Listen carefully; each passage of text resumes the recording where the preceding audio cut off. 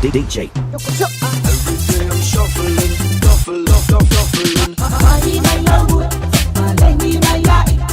La voice slow my, do my odima, do my ilbes, my chemba nga ilken, my heba my lagonga, my paku worthless. Money my love, malengi my yai.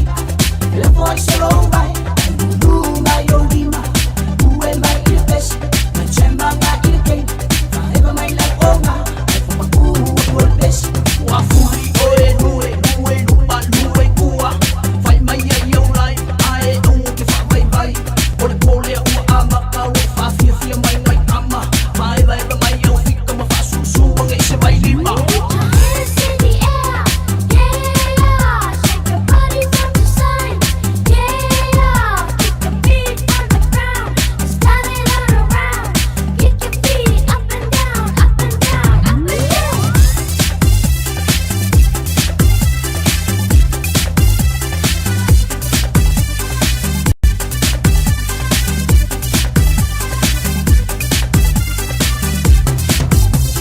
Money my love, malengi my yai. La voice slow my, do my odima, do my ilbes, my chemba nga ilken, my heba my lagonga, my paku worthless. Money my love, malengi my yai. La voice slow my, do my odima, do my ilbes, my chemba nga ilken, my heba my lagonga, my paku worthless. Mai au au a, mai lue mai ai kone rasta. Siki ua lua tangu palo au whango a koe ka mama. Cheers, music au okay, wha lue mai ai so okay. So le Samoa ngi a ngala e lue mai pa LA. Ungai uma oso e alu ni liu lei puka matau. Alu iai, au o kisema kau mau. Ungai uma oso e alu ni liu lei puka kapali. Alu ai pea, ali lue e ala kasi pea.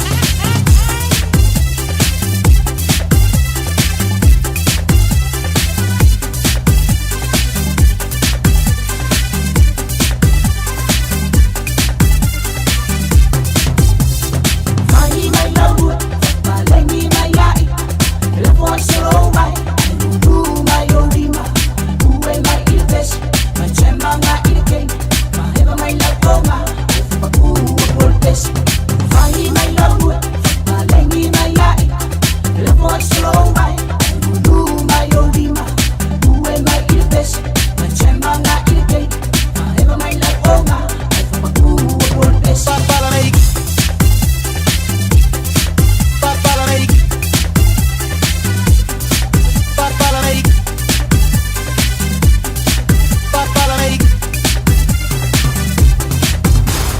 DJ. Every day I'm shuffling, shuffling.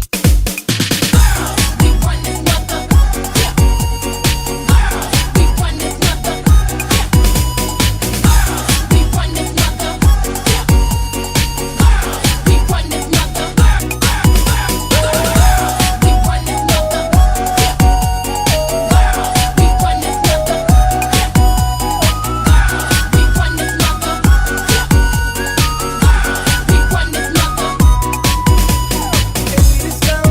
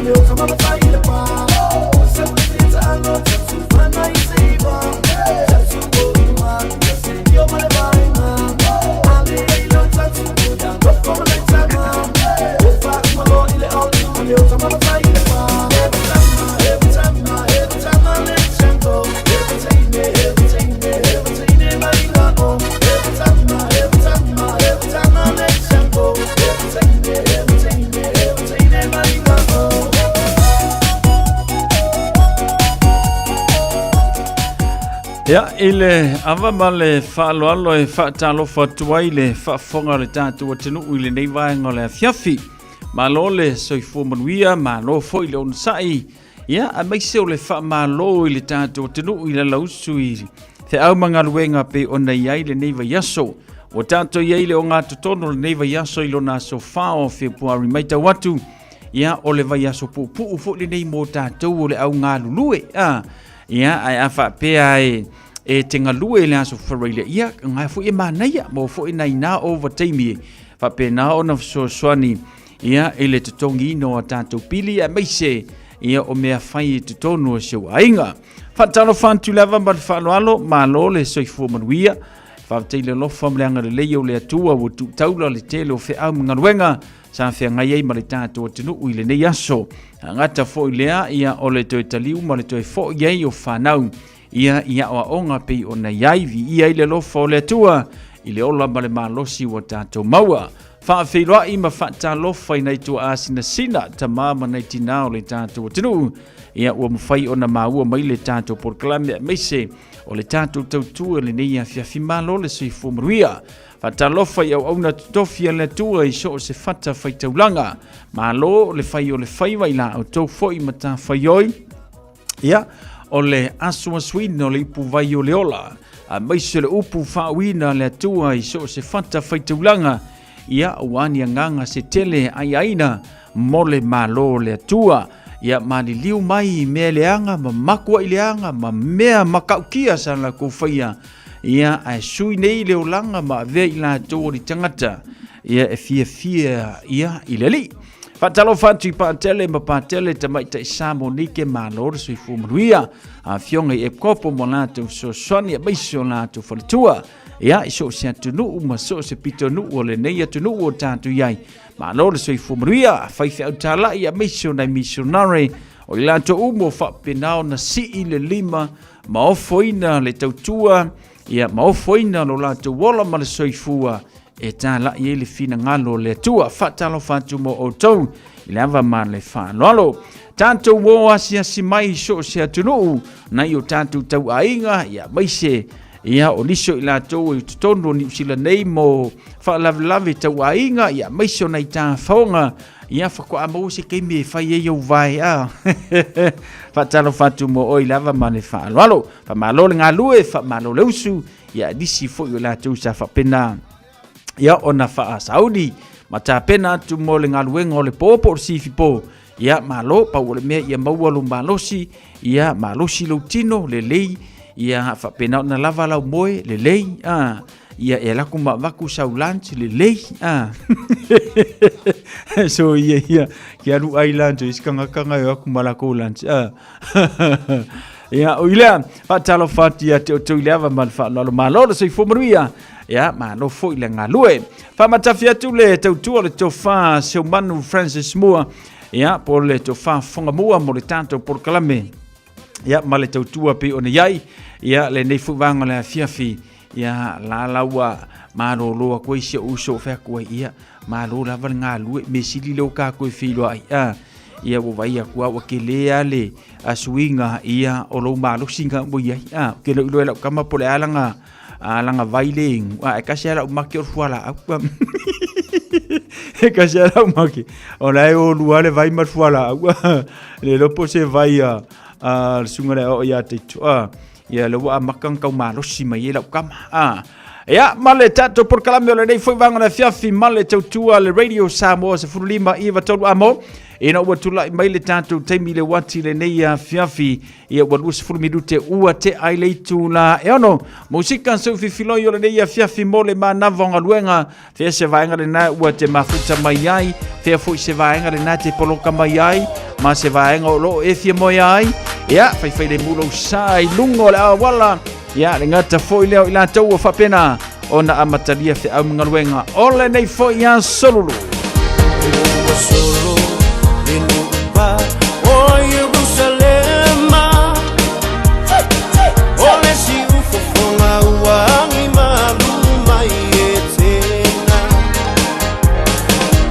uango tolonela uamapu ile ngaluenga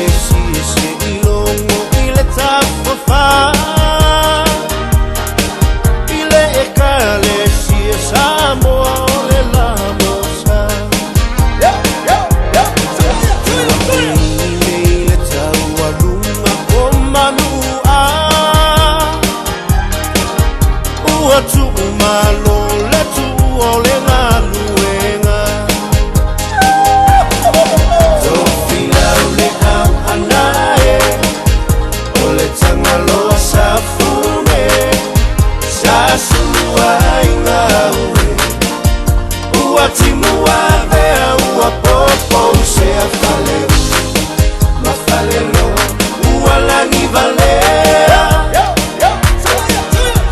ua sola le tama ua malu ile vatea tea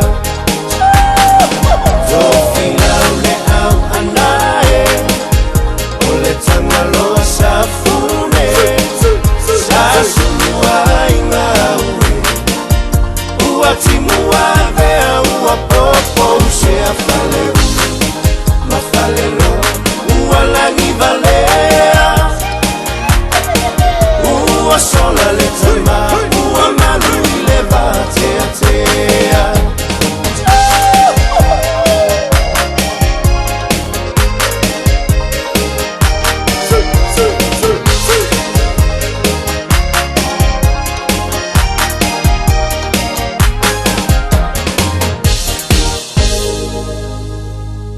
O lo whanga solo I le tamide ilsa I linga se leni mo le malanga le Pacific Justice I Wellington e wha o le Visa on Arrival Petition I le Parlemene o New Zealand. Maua mi te afo whaantau o le Pacific Justice I le na o le tolu se fulu tala I le whale o loa o le Fresh Farm Egg Shop I le lua fitu fitu I Tamaki Road I Otara. A whaantau so mi te afo na to esele o le lua tala mai le tau o lau Trey Whamoa. O le a maufui a tātou mi te afo I le stona nei le flea market I Otara. Tali eso se tasi e fia malanga e tu e le pasi o tahu I le aso lua aso se fulu Februari I le tula e valu I le fiafi ma toi tali mai o tahu I le tae o le stofi aso se fulu lua o Februari fa mulmolela e yanelo mi teafu I le aso lulu aso se fulu malatasi o Februari ma lafo mai lo wata mo le tatou social media mori si whamtalanga so te mai le Pacific Justice I le olua tasi tolu lima fitu valu iwa fitu olua tasi tolu lima fitu valu iwa fitu ma o mi ane lau like ma share le tatou Facebook page o le Pacific Justice. Matau te whaia ni fo aroi le aso lava I te fio mai ai I le Shine Dental ai e ia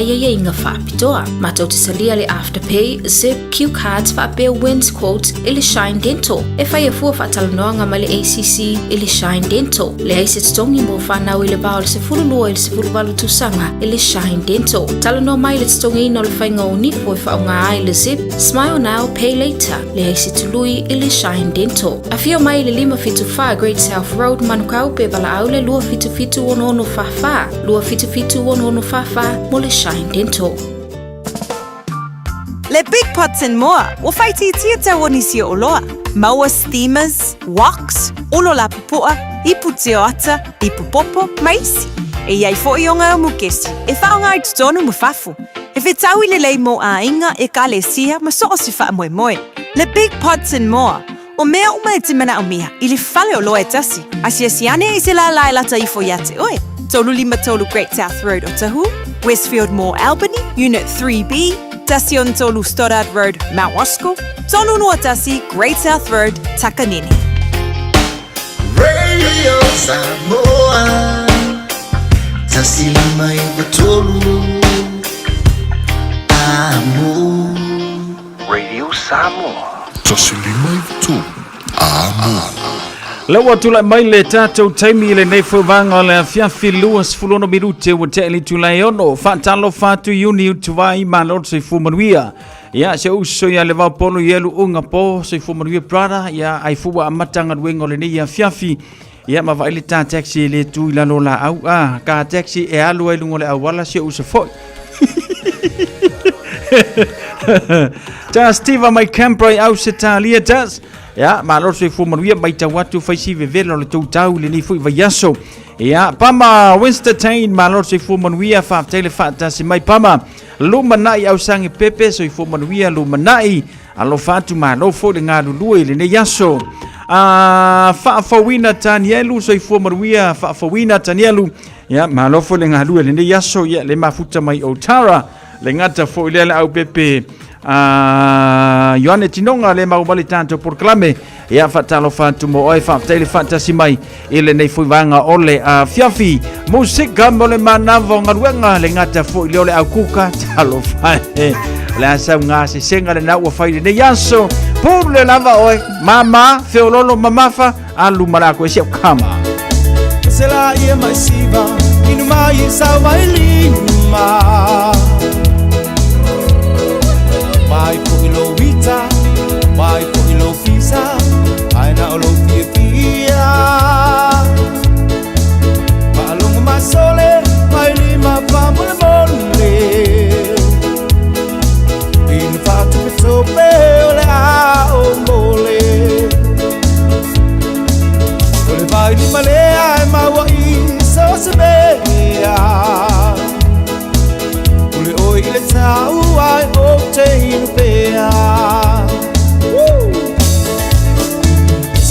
ia mai sila inu mai sa vai lima mai foi lo vita mai foi lo fisa ai na lo fia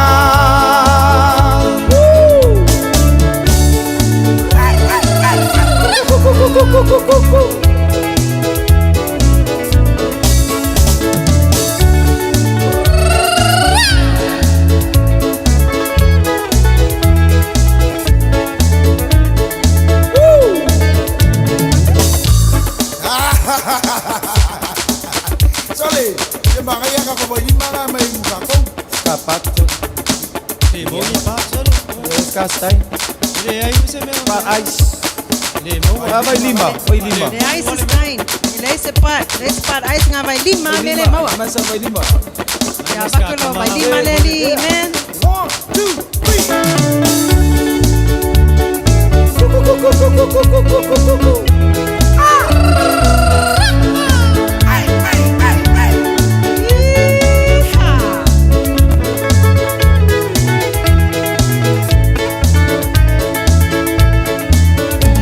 Samoa tapati-patia le mai lima le ua asia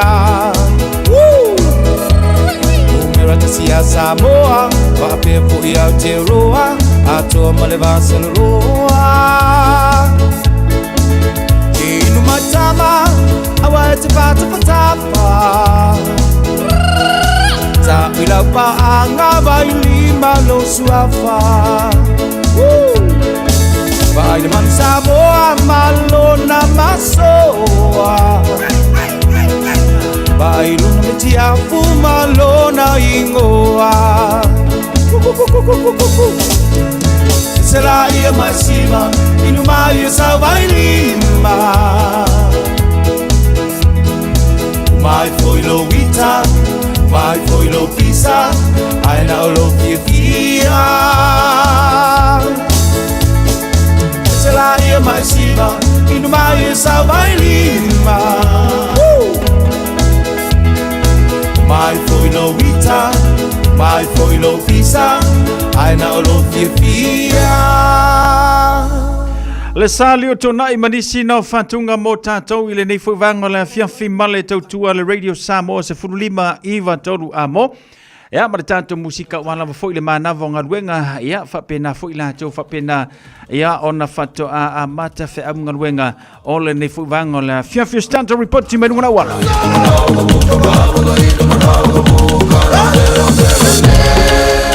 Reporti mai lunga na wala mo tātou le nei fuwanga le fiafi o loo so longa le lei whewa inga i lunga o le tātou a wala. Le se whaalavlave o whapena na reportia mai, ia, ui lawa fo i ona whaisina por loka o lunga le motorways i le angai mai le city, angai se sifo le ngata fo i leo le tui sa ia, po le south le ngata fo i leo le west, ia, o tulanga masani lava fo i o lunga le awala, whai lava fo i sina pisi o le nefo le fiafi i na ua manava whaatasi, ia, le tātou atinuu ma whi aunga luenga pe o na whianga iai. Angai mai le malawa lele, angai nei manu kau, sau nei manu reua, i lau tilo atu le no whanga lava lea ma le awala le whai lava si poloka. Ia souma, o le angai atu lea i takanini alwatua i nai pampakula, ia mawhanga solo atu le na whai tu whai lava si poloka o le angai i le whai tu le na. Ia, are ngata fo i lea o le angai mai o lau sai ma ngere lava i le tātou malawa lele, te le off i le tātou tano. Ia, ngai atu ina Blancas Bay, le ngata fo i lea titi rangi, whanga solo atua ina i Avondale, whaisi poloko le vaianga le nā. Newlyn, le ngata fo i lea le whai tū le nai Kelston, ia, o lo solonga le leifeo inga le nei a fiafi leise whanavlave, ia, whapena o na tūpu mai. I le afantu lea i le motorways nga i Lincoln Road, whaisi poloka le titi o le nā. Ia, mga i atua Henderson le ngata fo i lea o te ata tu Peninsula. Ia, o le tūlanga fo le nā lo iai, whai lava si mamafa le tātou traffic le nevanga le fiafi, ai o lo o solonga le leilava. Ia pe ona reportia mai ele tātou atunu ile nei fo vanga la fiafi mai se lava foi ia o le report pe ona masani e tatou ile nei fo vanga o le fiafi ia fa le mulo sa so se vaenga ro fa pena ia o lo e mafuta mai ai ia o totonu falfenga ruenga ma o le nai lungo le awala ia o se report na mo tatou le nei vanga la fiafi fa le mulo sa ia wa tu la foi ma na mo le telo fe amanga ruenga sa fe ngai ma le tatou tunu ile nei fo ia so lulu Fantalo fatu Cecilia tuinga mala malo se fu maruia ala pati usi tai tonga nga se fu maruia le ngata fo le Vinci Leonard malo se fu maruia le ulua ya li Luisa Fuimono malo fa tai le fata simai le nei fo ya fiafi ya le ngata fo le a to telo tatu panga pe on mau mali tanto proclame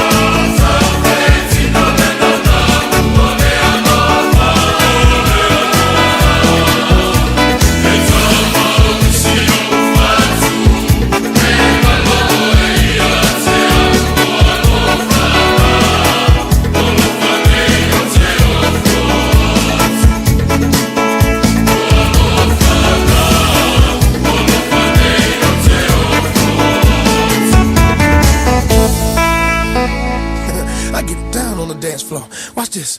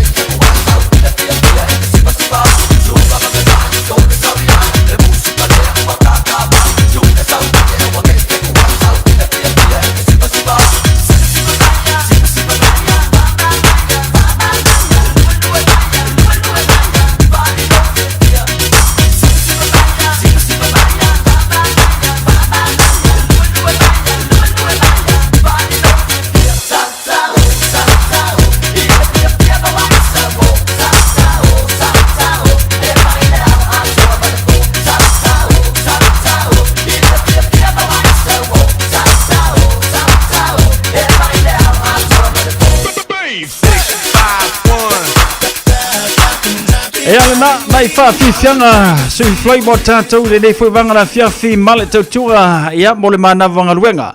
Malo le ngā lue malo fo i le wha malo losi wha mga luenga ia pei ona masani e tātou i le nei fo i a fiafi ia male tātou pon klabe. Whantalo whātu ia inisio na ia tātou bo mana i paanga le mafuta mai le tātou pon klabe le nei a fiafi. Leo lua ia li Luisa Fuimono Ayu malo si fumanuia ala pati o si tai tonga ngae. Cecilia Tuinga Mala Tivinci Leonard malo si fumanuia. Fatalo fatu Tyson Levy. Ya lingata fo ilea Paul Hoflich le mafuta mai California. Ya male totelo de tatu paanga le fiafi malo. Know what to do when it comes to you, baby. My mind goes crazy and my heart does too, babe. But girl, you know it's true. All I really wanted was you.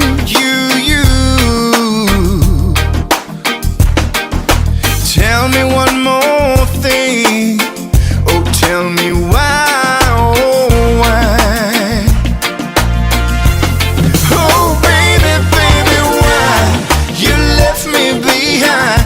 Broke this heart of mine.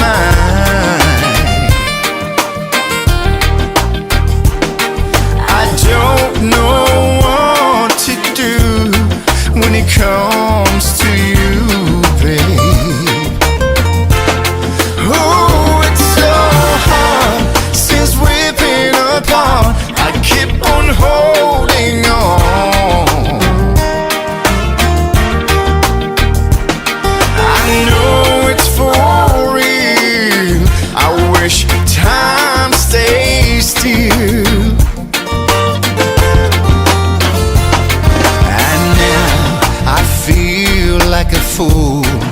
a fool that's in love with you.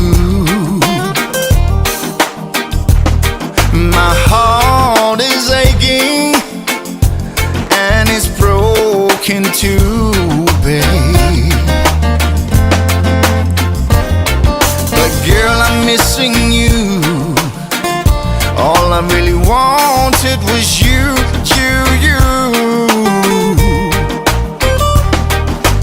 Tell me one more thing. Tell me why, oh why? Oh baby, baby, why you left me behind and broke this heart of mine?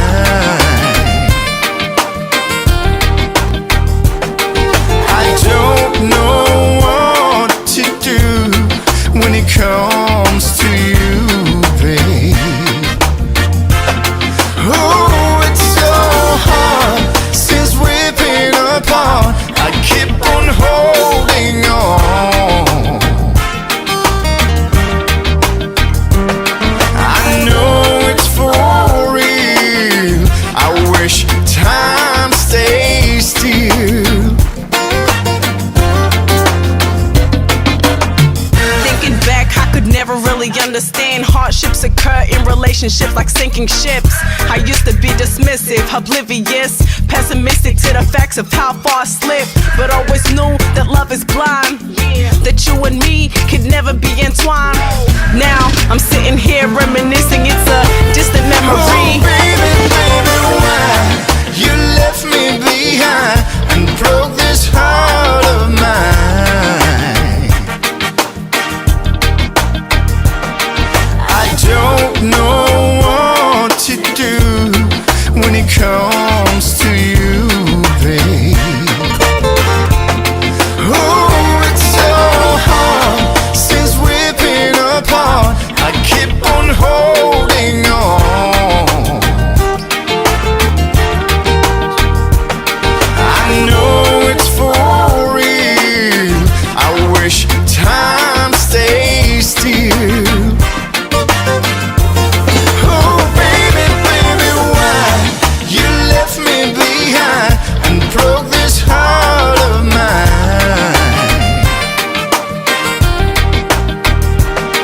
I don't know what to do when it comes to you, babe.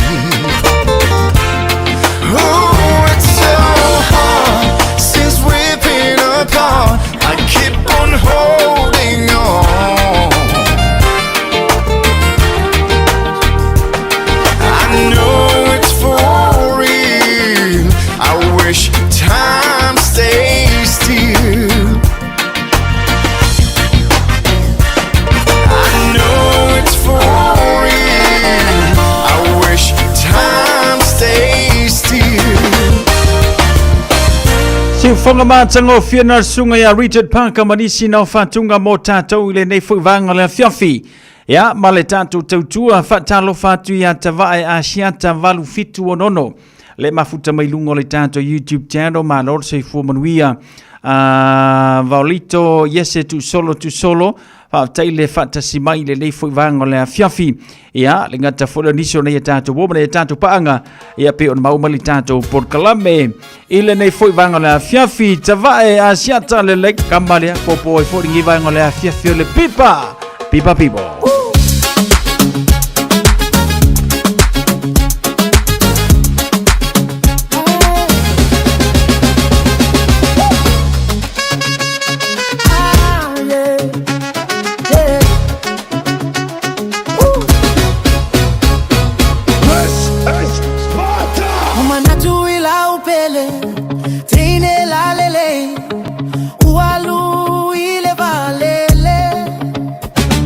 Time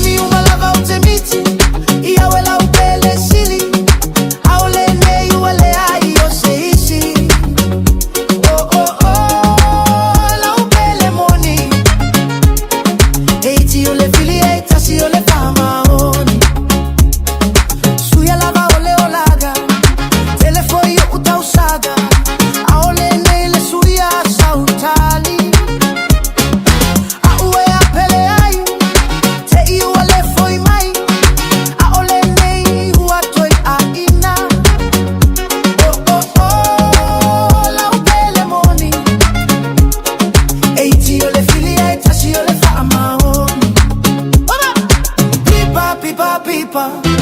Pipa, pipa, pipa. Pipa, pipa, pipa, pipa, pipa, pipa. Pipa, pipa, pipa. Pipa, pipa, pipa.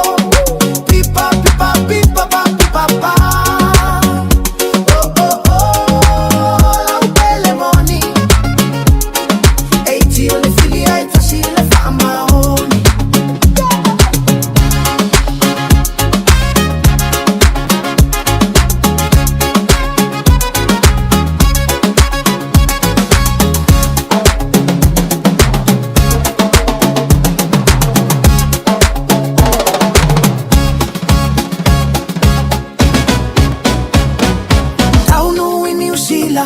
Malaga foi I America. Ua sui le vai sui fo I foliga. Aua nei talo mai hamo. Toi foi mai I se aso. Malaga atu nei I le fale mai. Te vai au. Wow pele moni. Eiti o le filieta si le fa amaoni. Pipa pipa pipa. Pipa pipa pipo. Pipa pipa pipa pipa pipa pa.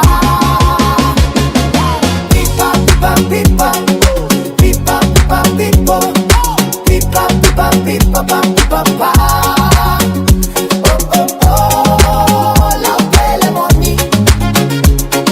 Eiti o le filieta si le fa amaoni. Oh oh oh.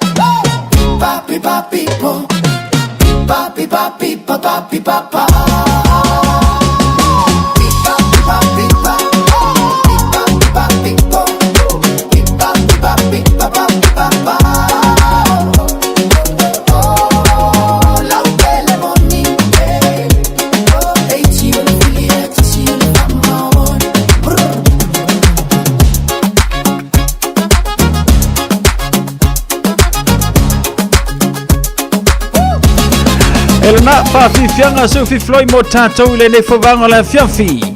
Ia wala mo whone mana vonga luenga le ngata wholo niso lantou o matalia whiamunga luenga le nei a whiawhi. Ia meiso i lantou whiangai ma le ngase senga ia pi ona masani ei tātou. Fatalo fatu le tātou porklame ia tiresa ene malo le soifua manuia tiresa whaaftaile whaatasi mai. Ia i le tātou tautua meiseo le tātou porklame pi ona iei le nivaenga ole a whiawhi. Ina watu lai mai le tātou teimi le wati le ua toe valu minute ia ona tālo leo le tula fitu, tāl fitu ia o le toe whaasalawino a tātou tala mai Samoa ia pe a whapena misi mai a te oe le valu li tai au se furu ma le lua i la wauli teimi mulmul mo oe pe a tāle tula fitu o le nei fuwanga o le a fiafi penino tia whau mai se uso ia What a Man.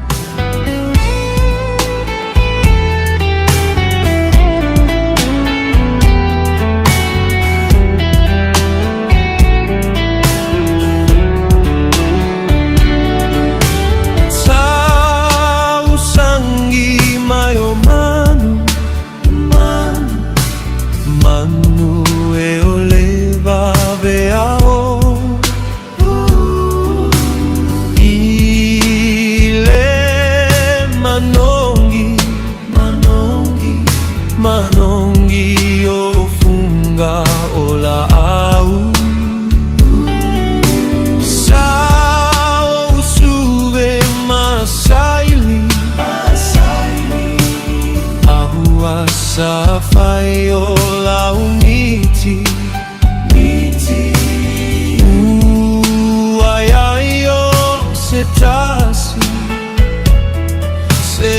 Masi uave amasuiti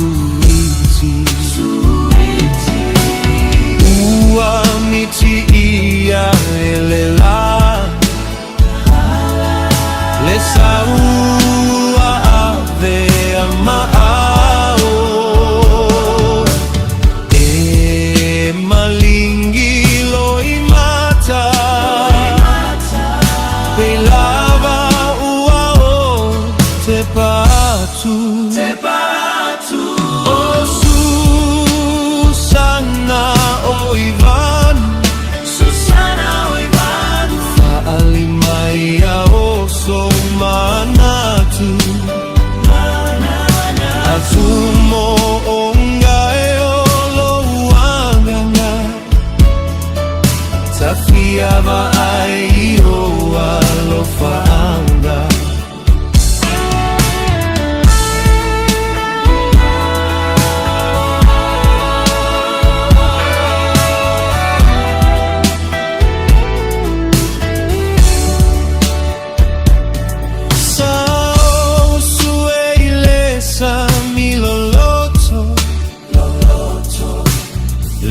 File muaio loloto Ae talimai ele ai Ua tumumuia epe ai Santo esu eileva o matua E maua se tonu atoa Ae talimai o atumaunga Paai usole o uma paufaunga Ua miti ia elela Le saua ave amaao E malingi loi mata Le lava uao te patu Susana Oivanu Faalimaya o somanatu Tumo mongae o loanganga Tafiava ai o alofaanga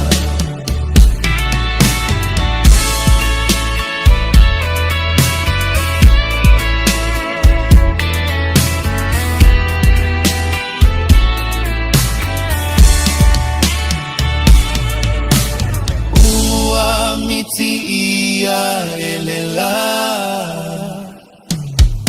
Le saua ave amaao E malingi loi mata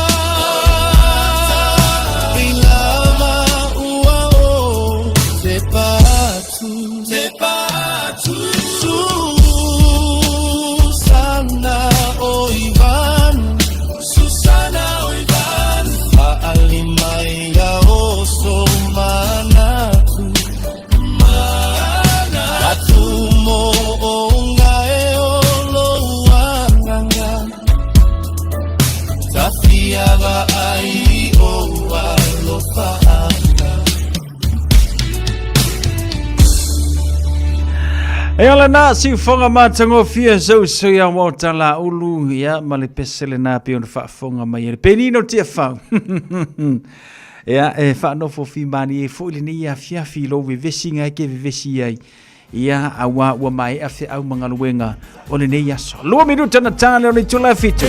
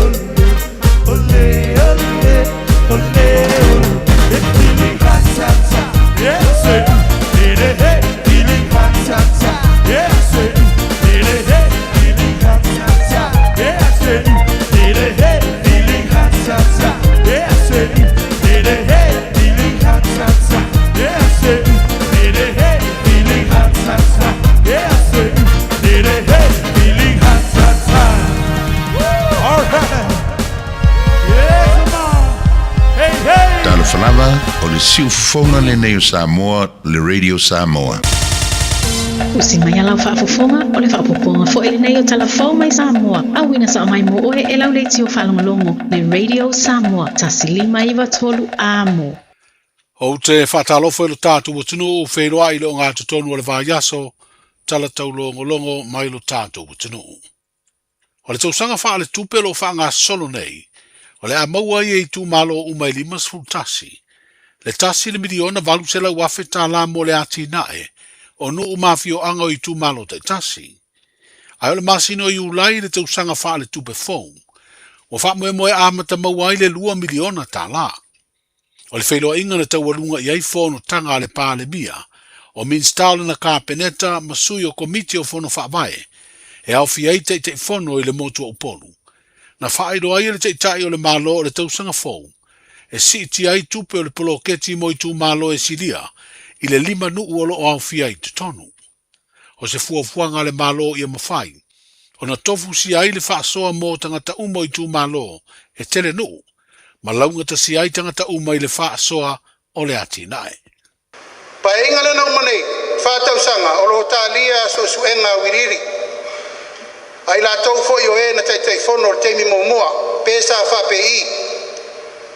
E le tu ua i a tamar me lea, le anga a whaita tau te le manatu le lei meia. Ai tātou wha alo ma wha lafini me wha le tonu, o tātou le alo lofan nā mo le rumana. A matanga whau le o tātou iai, ia manino, malamalama, whasoa me le lei, whasoa ma le tatau, whasoa ma le whamaoni. Ma whasoa le whaitu au. Ai whasoa ina ia manuia i tu malo uma. Pa iai man mamalu mawalunga o le tātou maftanga, o le whisili le la. O le a, le fua wa aia, o tātou teritonu wai, o le polo keti le nei manuia i le tunu. Tali pe o tau le mea lo iai le whātau sanga te ruai. A wha pesa iai ni le lei, i ia le li ni ati nai na whai. A wha pesa iai ni wha le tonu, o le taimi nei to e mati ai. A whai e ini si me to e wha le lei atiri, o i nai nā le tō wha e whai ai. Ina e mauti noa, o lo sanga tonu me uma. E eitu malo la iti, eitu malo te tele. Ma e le alo fia le mena nā o lo tau whai ngā malo e sa iri whafo. Tātou mai launga ta sia atoa le miliona tā la. Nāno fo ingo tūna iatu. Toi whātula i mai le lona lua, launga ta sia umalta i 2 miliona tā la. I le aulia o le ola male malosi tau sang fou. O le atira tira e lo le tūlanga. E vai tū malo to tele. Baseline le na sue. Le la tato walu baseline. Tasi le wha nu o i tū malo le la no nofo le 2 miliona tā la. O i tū malo e o vātu nu o male ovo le lato tau a whai wa tau na whai le fuafuanga mo la tau. Aisea, e leo te tūsal whasoa. E le ni upu e vane ai na e tau te silfia. E eitu malo e la haiti, lava lato whasoa, eitu malo le terminator tele, e le lava le whasoa. O le mato tua lalo. Tātou ai ai sia manu a ulu mo le teimine nei. Ai o le au ngā, ia tātou loa posi me la haiti. E o atu le teimito te o, ai tau nuunga o whamoe moenga o tau paketi. O tau loa lufi le sene e tau tā la. O tā la e tau se lau tā la, ma le fia se le fudu afe piliona tā la. Ina ia mawhai o na iai le mawhau tātou uma. Ia lufi mea le lei le tātou poloketi. Se vaenga le saunuanga mai le fionga i le pāle mia, sunga la auli e le mali atoa le ua tea polata e wau fosi. I le fono matai te fono masui o komiti o fono whaavai le motua upolu, na taua lunga ai ia whailoa inga i le asolua, o le nei vā yaso. Wa whailoa i nei e le pūlenga o le whare o ati na e le Samoa Development Bank, awa noa tā ua mo whai whaato anga e whaangai o ia whaapisi nisi, a lato tau mo whainga po commercial farmers, whapepisi nisi la iti ma whea lolo, o lo ngausia o loa ma whaatau i whafo, ai mai se ati na e tau tangata tā whao. Ina ia whaia ni a lato ai tā lafu po no ngā tupe, mai le se fulu tolu miliona tā lao tupe o pasia e le malo. I le wha ilo lau te lea i le whare tupe le ati na e le malo lea fuanga. o le stofi o le vai o so fou, le aso se furulua o Februari, e a mata tatala i le whai to o le whaletupe mō tālo sanga. Le au wha inga o tupe, o le tolu miliona, o le awano ai pisi nisi la iti ma wheo lolo, o lo awina i whafo o loa e whātauai, e tālo sanga ini ai tā lafu, i le vao le luas furuafe, ma le se lau wafe tā la. O le se furu miliona ua fuafua ina no atu i pisi nisi, tau i tangata tā whao mai whafo, o whaatoanga lo whaangai o ia wha pisi nisi, mai awano ai fo i pisi nisi la iti ma wheo lolo, o lo whaatino ina le ngau sia o loa i tutono o le atano. E mawhai ona manuia se tālo sanga le se furu miliona, i se no ngā tupe i le vao le se lau wafe, ma le lua se lau wafe tā la. Wa whailoa le whale tupe o atinae, o le afua le talio se tālo sanga, i le whaamalia ina uma o ai einga, ai mai se lava o le tūlanga i whaamaumaunga e whaamautinoa le leiai, le toe whaola ina atu o tupe, o le ano no mai ai lea porkala me fesoa sani le malo. Wa na o pisinisi o le sitala le mtanga aruenga o la fonga, ma tupe maua, ma o lo umia fo e tangata anu o Samoa, e anga vao na tālo sanga, ia no ngā tupe. Wa amata whao ngā nei le whale teu o lo fau o le malolo i a tele inu, le ana fau sia se vai ngā tere o le whale le whale tupe le lulangi, ma le wha lapu putonga o fiso soani o atina e tau whaato anga le lulangi, le IFAD, ma le 25% na whaatupe le malo Samoa. O le tau atoa le ngā ruenga e tusa ma le 5 miliona, whaasela uafe tā la. O se no fuanga wa iei pusa aisa e te wai o loa e pei o talo tu aisa, a o lei au ina atu i maketi fafo. Na whailoa e le pāle mia le talaino o lea ngā ruenga, o se whale teu o loa e una i ai atina e tau whaato anga i le tunu. I le sila sila ma mao le malo i awala, e si tia mau o lungai awa noa e mawhai, ona au ina atu ia o loa tau whaato anga i tunu i fafo. O se whale ua fausia i tūlanga tau tū la fono whaavao malo, ina ia usita i ai ai inga whaare tū la fono, o loa tu aisa e whaata watu i maketi fafo. Wa avanoa le no fuanga e whao ngā fo i e pisi nisi ave o loa i atunu i fafo i tūlanga tau whaato anga. O lo fautua ina pelo tātu o tunu o le soifua malolo ina e tau sisia, pui ngo le wha mai o le fiva o pona aivi le tanki fiva, ona o lo i e pēr tangata ua wha mao nia o lo mawai.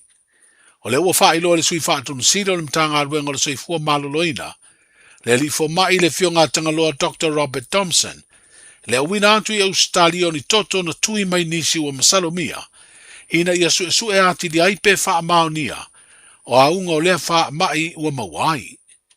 I le fono a sui o le komiti o ngā luenga whasoa swani, i teimi o wha vlawe wha le nā tūla matu sitala, na wha ilo ai le sui wha tunu siri o le sui fua maloloina, wha maumaunga mta ngā luenga le wha vai aso umawai, o lo wha mauina ai tangata na fia le fiva o pona aivi, mai whale mai wha i tū maloi le tino.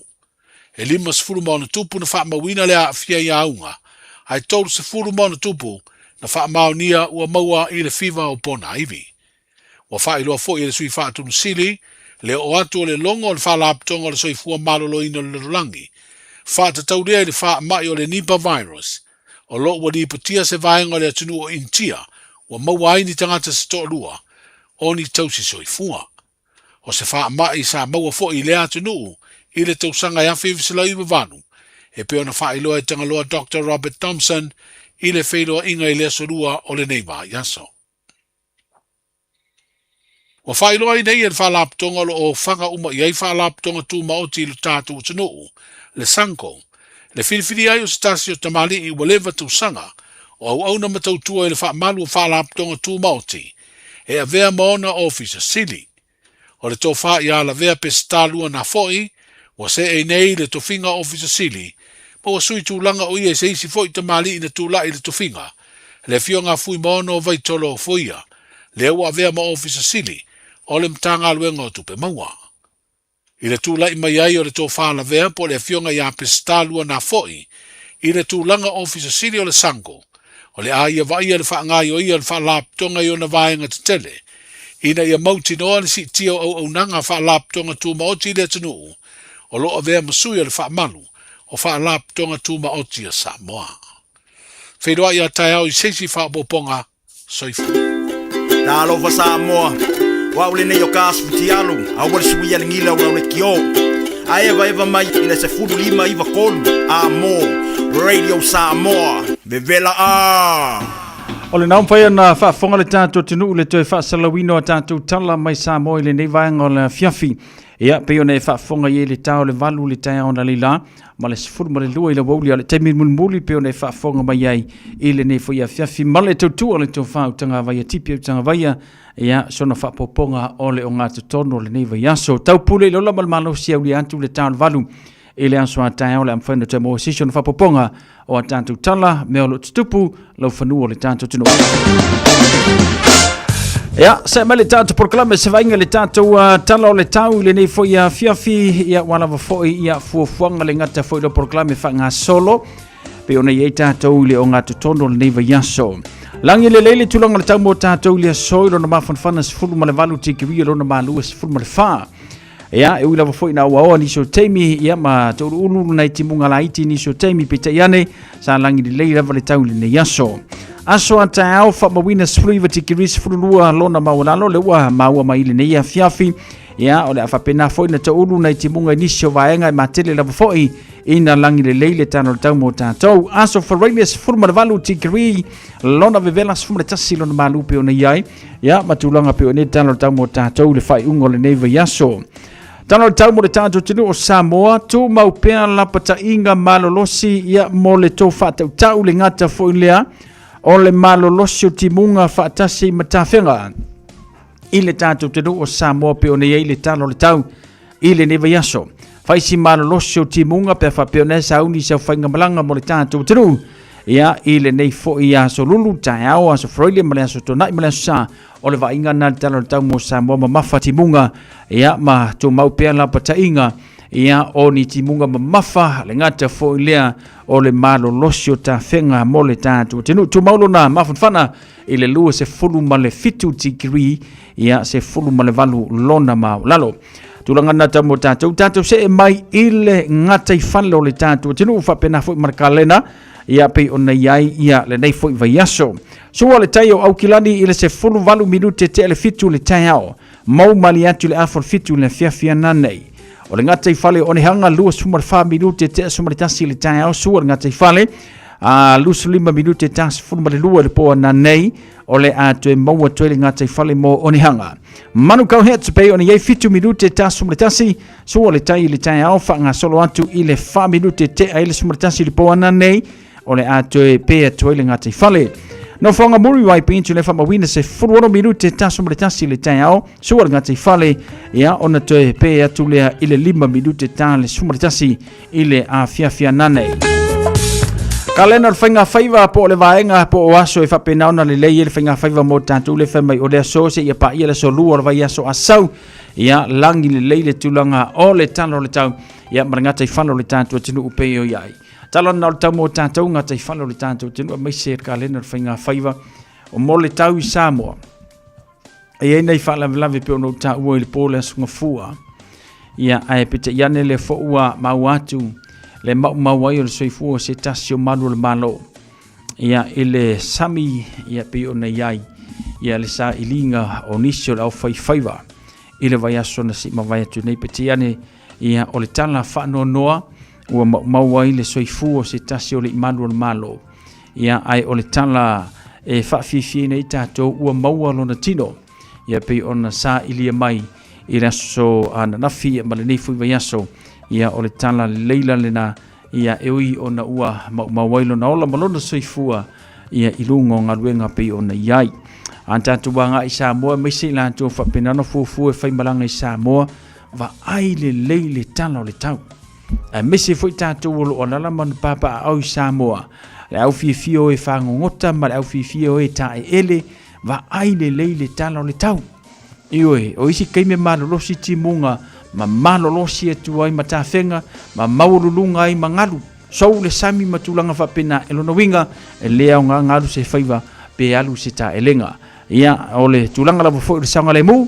Pei ona pui ai tātou i le nei fuwanga ole a fia fitala na taumra ngata i fale mole o ngata tono neva yaso.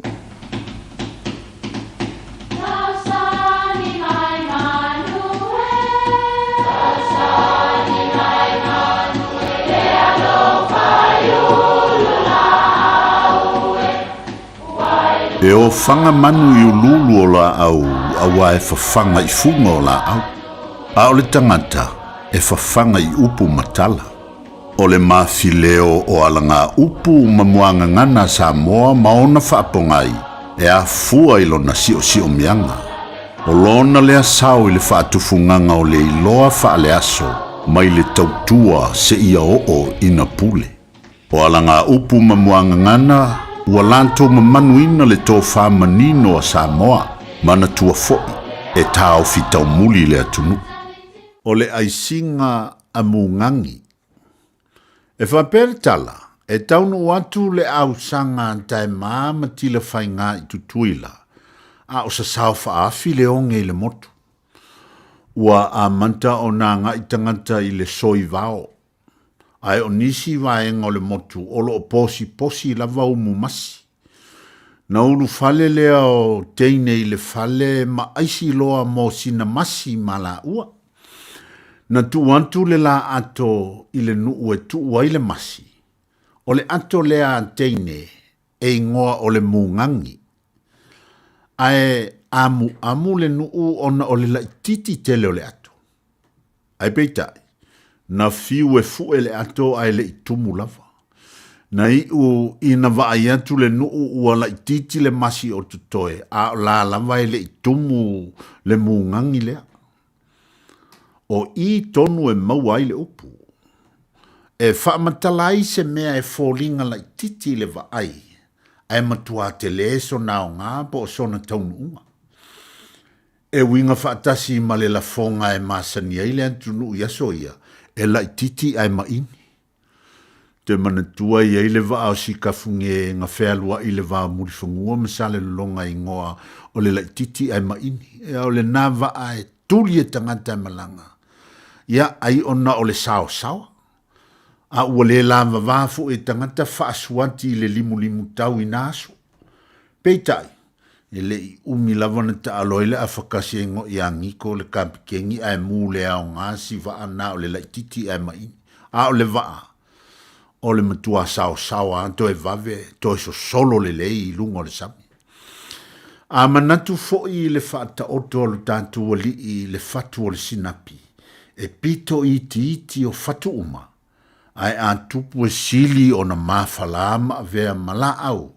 E o fanga I ai manulele. E titi le vaai ma le whaitau wha le tangata. Ai a tupu maola e matua maofa tangata I lona tula I mai malona aonga. Na whaatusa I ai e Yesu le malo le atua le sinapi. E fōlinga la titi le ato le mungangi I le vaai. Ai na fu e antu lava. Ai aisi mai lava le ato le imaona. E au fo I ona tanto manatu. E winga whaatasi le ala ngā upu le nei maisi e pei o le I titi ale ngā mea. E pau ai o I le pea.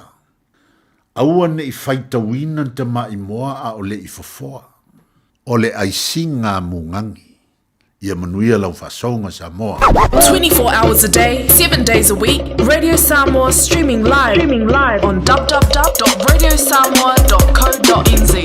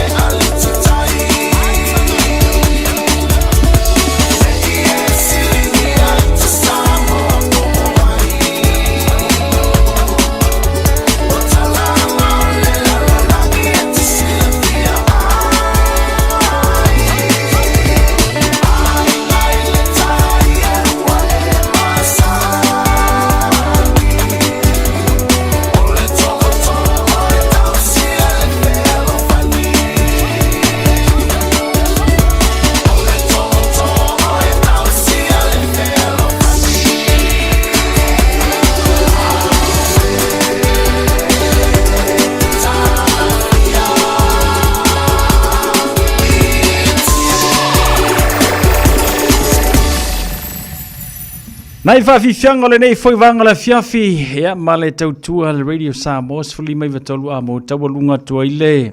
Tautua le tofa asiava ato ni tu pe ama le tato porklame le na. Ia o le maufa Samoa moni pe o nei ai. Le nei vanga le fiafi ia misi ai o nei tato porklame whanga solo. Molia le tula fono se urunga li Samoa. Ilo la whaonga ina. Ia o le se lau lima se fulu valu afe na tu se atu pe na transfer atu e le ana le tupe ile la account. Leo te mana tuaina. Pea ma se whaisi leva. Sa iei se urunga li isa whaile la o ninga le pamu i se meo la lo. Na tu se atu la iei tu tonu e le panki. Se tino i tupe tusa ma le miliona. I tu tonu le la account. O le mena tupu. Close down le la pamu. Ai alu le la ta fonga. Ia was pen fa solo atoa. E foi mai. Ai o lo fa tali atu leo. Ile malai va lele. E loka mai la ua ona ua la faonga ina le tupe. E ui ono la sa tu se ia i le panki le la account. Al mea mautinoa ma le mea manino e leo oe e ana le tupe. O le tala lo te whaitau o toi nei. O le urunga li Samoa. Ai o se tama, mai e whai ele tise le tama. O le tama New Zealand. Tau mawhai e transfer lana se lau lima se fulu walu afe lana account i New Zealand. Tase le nu mela sa se sei. Ono o omi le toia ina. O le ala le na nalu sa o ia le tupe te lelea. I le account ale ulu ngali i Samunda. O le mela na whai. Na wha tau le ta vale fau. Ia po ama isi vaenga sa spente le tupe. Ia ona mo lia i lole le tula fono. A mata ni tu sanga. Fai le mea mawhati ta inga mo i tātou. Si aki lau account. Ai tango atu faisi te leo le tupe la i tu tonu. Te leo manino pe te leo mautinoa. Po sau tupe. Ngai kango le vili lau penke. Sefe ai oi le vaenga le na. Ai le whapea nganga e vaia kua i lau account mo kua i fufusi le mea lau i inga whapea lo lea o i ora kupe la lea. Po fesa wile. Pauanga ro fesiti. Po fesa wile kupe. Ai le kai e alu e vili lau bank. Na le paua leo lau fesiti po fesa wile kupe. Ya lupo se wha mangu ianga mai lea kua. Ma le ngalo ia te oe, e iei le teimi, e whai ai ele au vaenga ia mesi se, i ere ke me ele sasi. Pe ila o le sasi le tamalea, kasi ale ngu mela nga sasi nga kango omila nga account, e transfer nga i ele na tupe, ia mai to tonu o le penk. E sa ual tupe te lea le to ina le alu i kokongu o le account le urunga li Samoa. Alo kirkiro ki sungari ele maku kuasi ungari. Ta la voa. Fai mafa ta inga mo tato tenu o Samoa. Fai mafa ta inga. Afa pea te leo mautinoa le mea na lakwal kupele ko kongo lau account. Kango e vili lau penki. Vili le penki fa mautinoa po fesa wele kupe. Ai lo va ai ku lo i lau account wo kele fa pe wi wa laki ka ua wo laki ka ua le wo mo marka ku pe kele mai o le bank i o feanga e lo e ke mo se nga ku pe kele fa penga se i vanga nga i wo e ma lo i lo to ko i lo wo kele se ku pe fa penga i lau account ai mo lo ta le leia ma lo sa nga le mu mautinoa vili lau bank ona se fele oi ai le o lo keke aku loa o ngai ke le kupenga wa mai e alu loa fai e lau show show wangi i show wangi o show wangi i ai umangi e ku le pusa fa ki o aka le ile manu kau po fese me ai silia si mea ngai au lima e malia e lau lotu ai au e te mana o tele e tupu ai lau ku i kokongo pusa fa i manu kau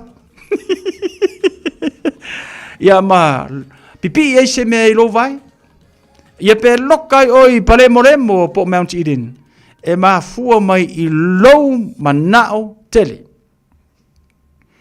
a matala ne tau sanga le wa amaka le mele ai ole mea ia sole makua ka ilo ia o ka ko va ai ku lo wa kelele ku pele we kongo le account ia e fikilo ai tatau ona e tango e siaki mala au lau bank se siaki ang ya professor wele se lau lima sfulu malo afele fa mole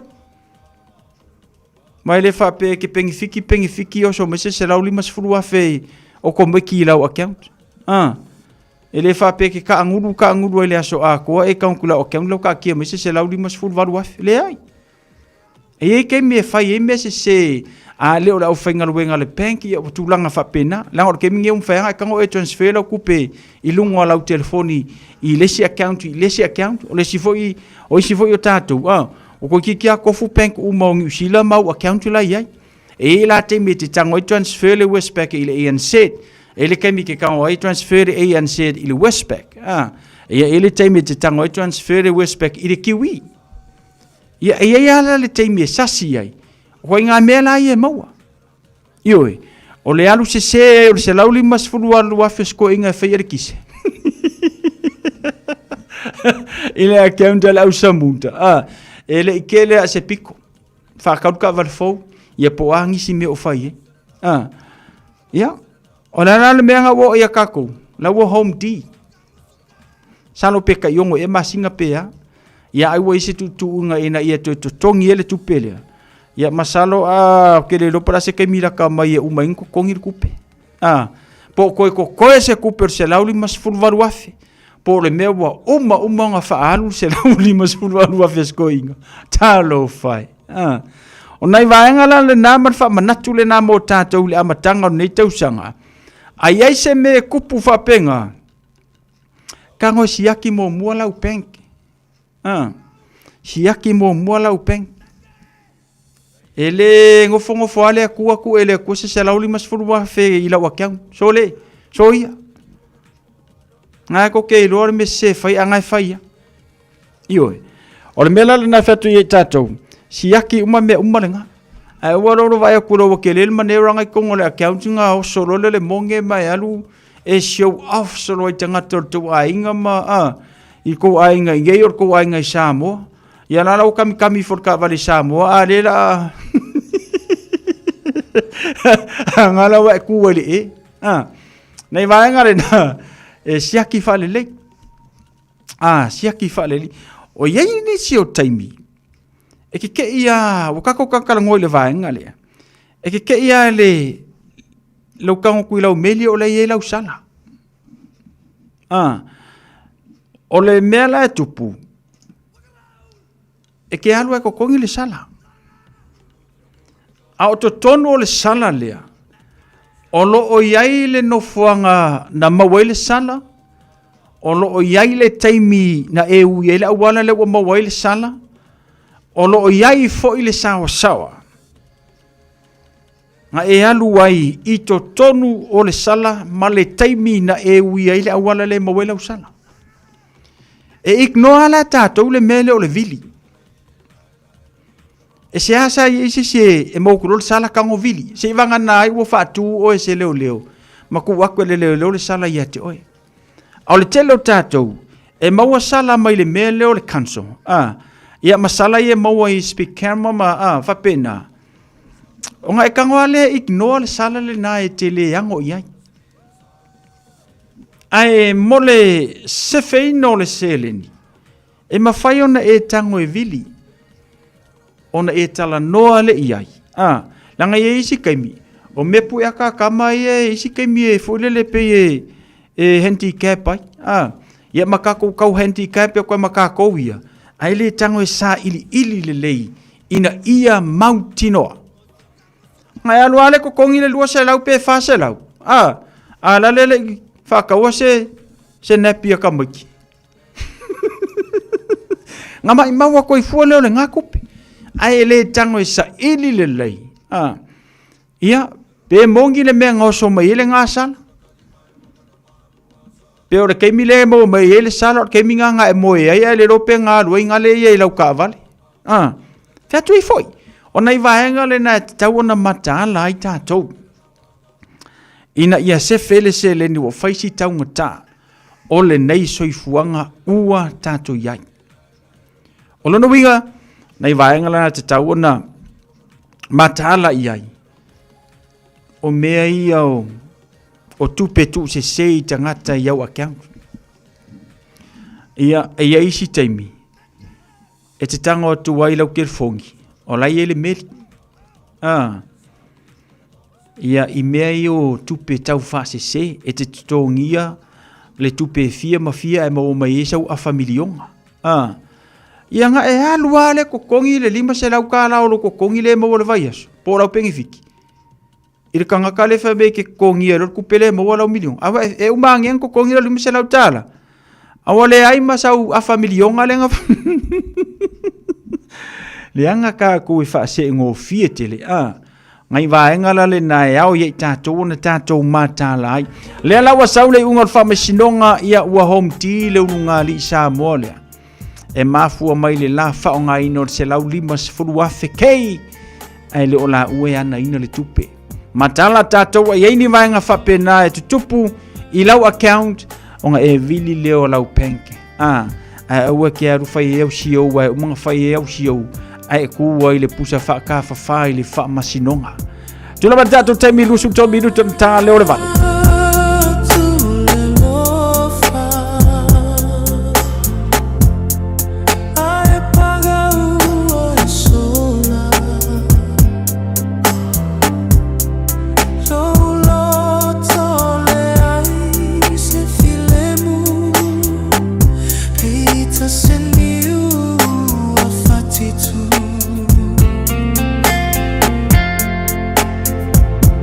Now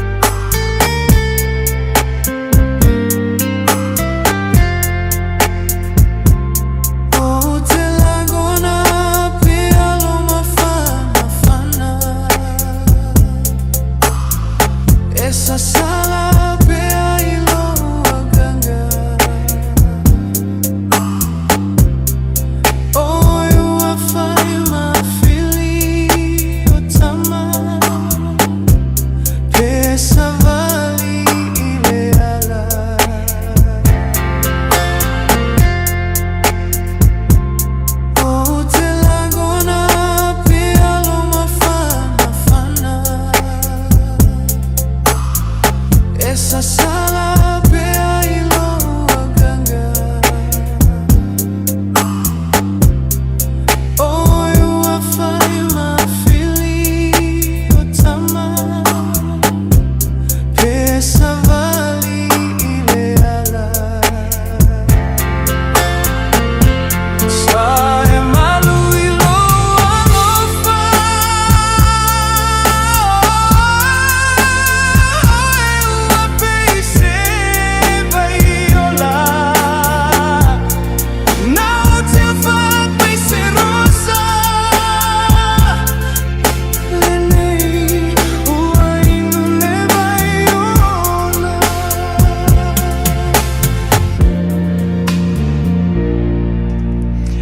Nai vavifianga le nao le nei foi a fiafi na watula i mai le tātou teimi se furu minuto na tāle o le valu. Whatalo whatia ta ele to le pai ali pele le mafuta mai lungo le tātou YouTube channel. So i fua manuia ta ele to o le pai ali pele. So i fua manuia le lua i ali Luisa fui mono a you. Se silia tu inga mala. Ya le ngata foi lea whatalo whatu ya lave na nai. Ano whatu so. Va pese mai kia ia wa vai lua i kau ya ma to telo ne tato ainga le mafuta mai ta vai asiata va fitu ono alo fatu fa tele fata si mai ya Nicola ulu sei fomruia Nicola ulu alo fatu malo le sei fomruia ile nei fu vanga ole a fiafi ya ma le tato por clame fanga solo. Ya pe ona yele tantu tautua le nei fuwanga ole a fiafi ale Radio Samoa se furulima iwa tolu a mo. Ya ole temi masani mona ya tantu fa silanga fala wetele ya le fawa tanu mai tau yona fanga solo fo le tantu por clame maise ya ona ya tantu musika su fifiloi ole nei fuwanga ole a fiafi. Le lei fianga ia kako fa silanga se io mai si kopea ku kako fa silanga ia kako we vai fo ilea ile musika pe ona masani ai tātou.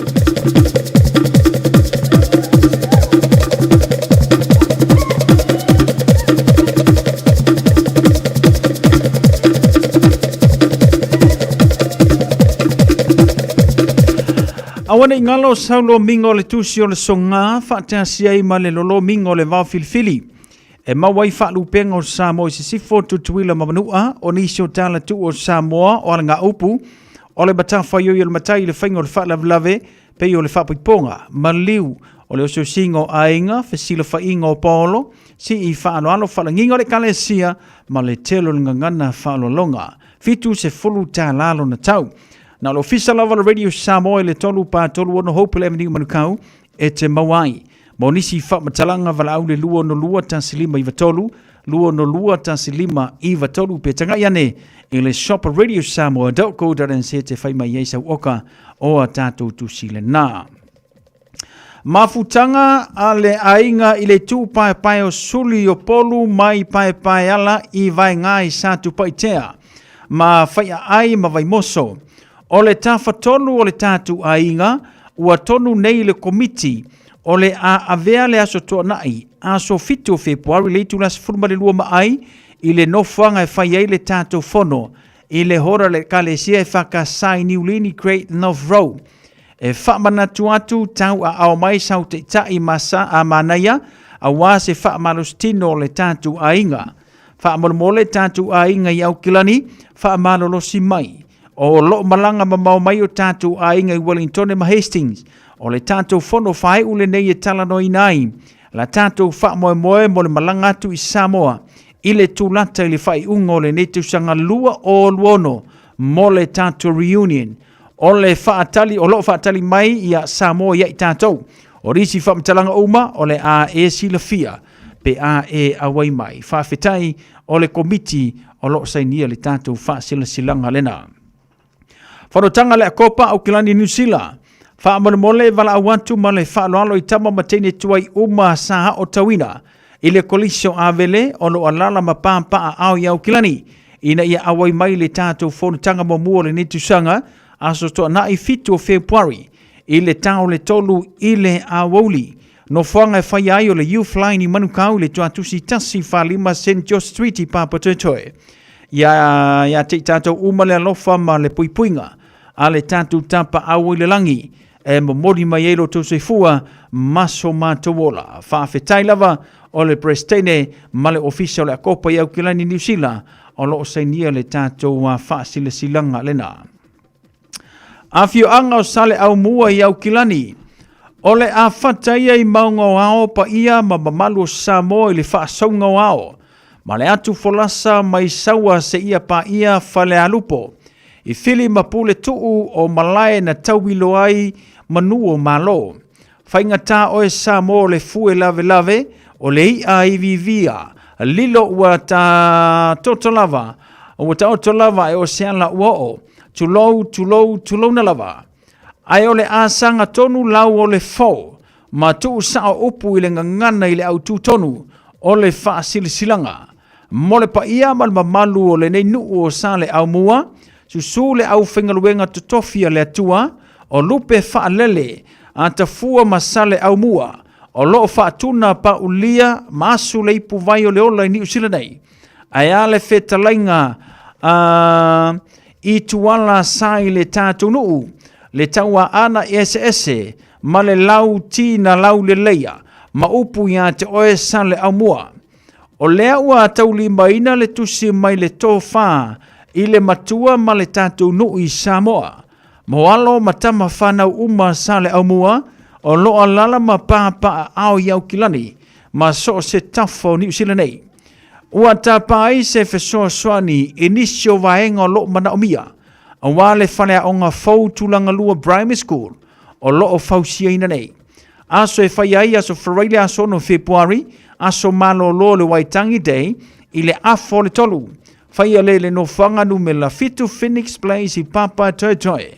O le fofonga ai o le tātou nuu i le tusi mai Samoa e peo na tā ua, mo nisi whaamataranga, whaafsota e mai le whailau tusi, upolu tiu malu puni i le olua o, whaatasi tolu tasi fitu tasi, olua o, whaatasi tolu tasi fitu tasi, tātou whelua i le naso taupoina, mamafa le tau maftanga, so i fua mai imanuia, tātila mose tātila, o loo sainia le tātou whaasila silanga lena.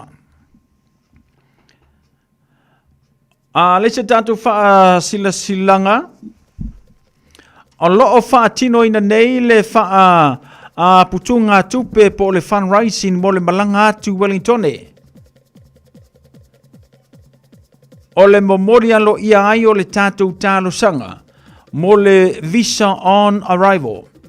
O loo whaatau atu mi tiafu o le Pacific Justice i le tolu sifulu tala.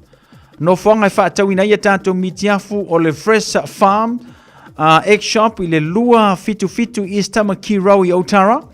Whaapitoa whaatau se mi tiafu e maua le lua tala e pa u mai South Tray Fuamoa. O mi tiafu e mawhaifoi o na whaatau le marketi aso tonai ia i Otara. So se tase fia awai le malanga Wellingtone e talia le lei. O le atu ua le pasi. I o tauhu le aso lua se fulu o Februari i le tao le valu i le afiafi. Ma toe foi mai o tahuhu i le taiao o le aso se fulu le lua o Februari. A fai le mawhai one e awai le malanga e talo sangatu le mamalu lau tele ina ia ofu lau mi tiafu a le Pacific Justice i le aso sumaritase e Februari lu o lima, ma lafo mai seata ina ia mawhai ei o na tu ilunga o le itu lau o Pacific Justice i le tatu mitiafu.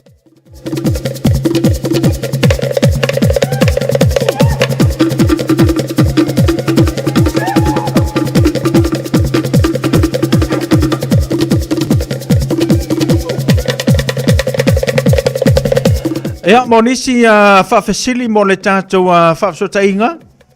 Whaafesotai ane ia le Pacific Justice i le olua tasi. Tasi tolu lima fitu varui fitu. Whaamolmole like ma follow i le itu lau le Pacific Justice ia ma whaasilsilanga uma. I lewa male whaaloalo.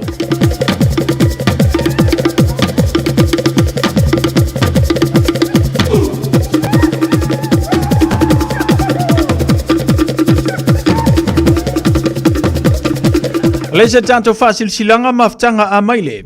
Whaatulau atu lau whaafongaanga Samoa e o le nei whaasilisilanga e whaasino tonu le mafutanga alo matama whanau a oni polo fo i maningafa e manuaile nei nuo a maile yali pata e whamanatu atu le tātou whonutanga i le asotona i nei. Asotona i fitu masine luolu o luono i le afa o le tolu i le a fiafi no whaanga Kelston Community Hall talo sanga tuai ma le nganga mawalalo i matawhale uma ina i a fifio mai a wanso fina ngalo wha lia i le pon kalame o le netu sanga wha molmole e tau a au mai sau taitai a wase wha malo singa o le na aso morisi wha mtalanga wha so taili o lutasi lua wha lima wha ono no lua wha aftai lo ofisa mana maftanga a maile o lo sei nia le tātou wha sila silanga lena. Mo matua uma le unite ale masina vaia o Seton Parker School. O le ata o tai o pa ia mamalu Samoa, ona o pa ia ua uma o na tofi. Via le tua o tātou au lia mai le amatanga o le neitau sanga, ai wha silsilatu le amatele ma le whaanoalo e te tawai. O le awhaia le tātou luai whodutanga i le aso tofi lima masine lua o lua lima. O kako lua lua ioe. E le itu lai afa le wha. I le afiafi e wha tanu ina i le aonga. E talo sangatu man le whaonalu tele lava. E mana o mielo awai ona e tāua tele. Ni mata upe fia talano ina mo fuafuanga. O le netau sanga mo alo ma whanau. Whamanuia le tua i te au mga luengo le ni aso whaaftai tele. Sunga le tete i fora unite masina va aia. Masu sunga i whaia aonga. O lo sai nia le tātou wha sila silanga lena. I le nei fuivanga o le afiafi.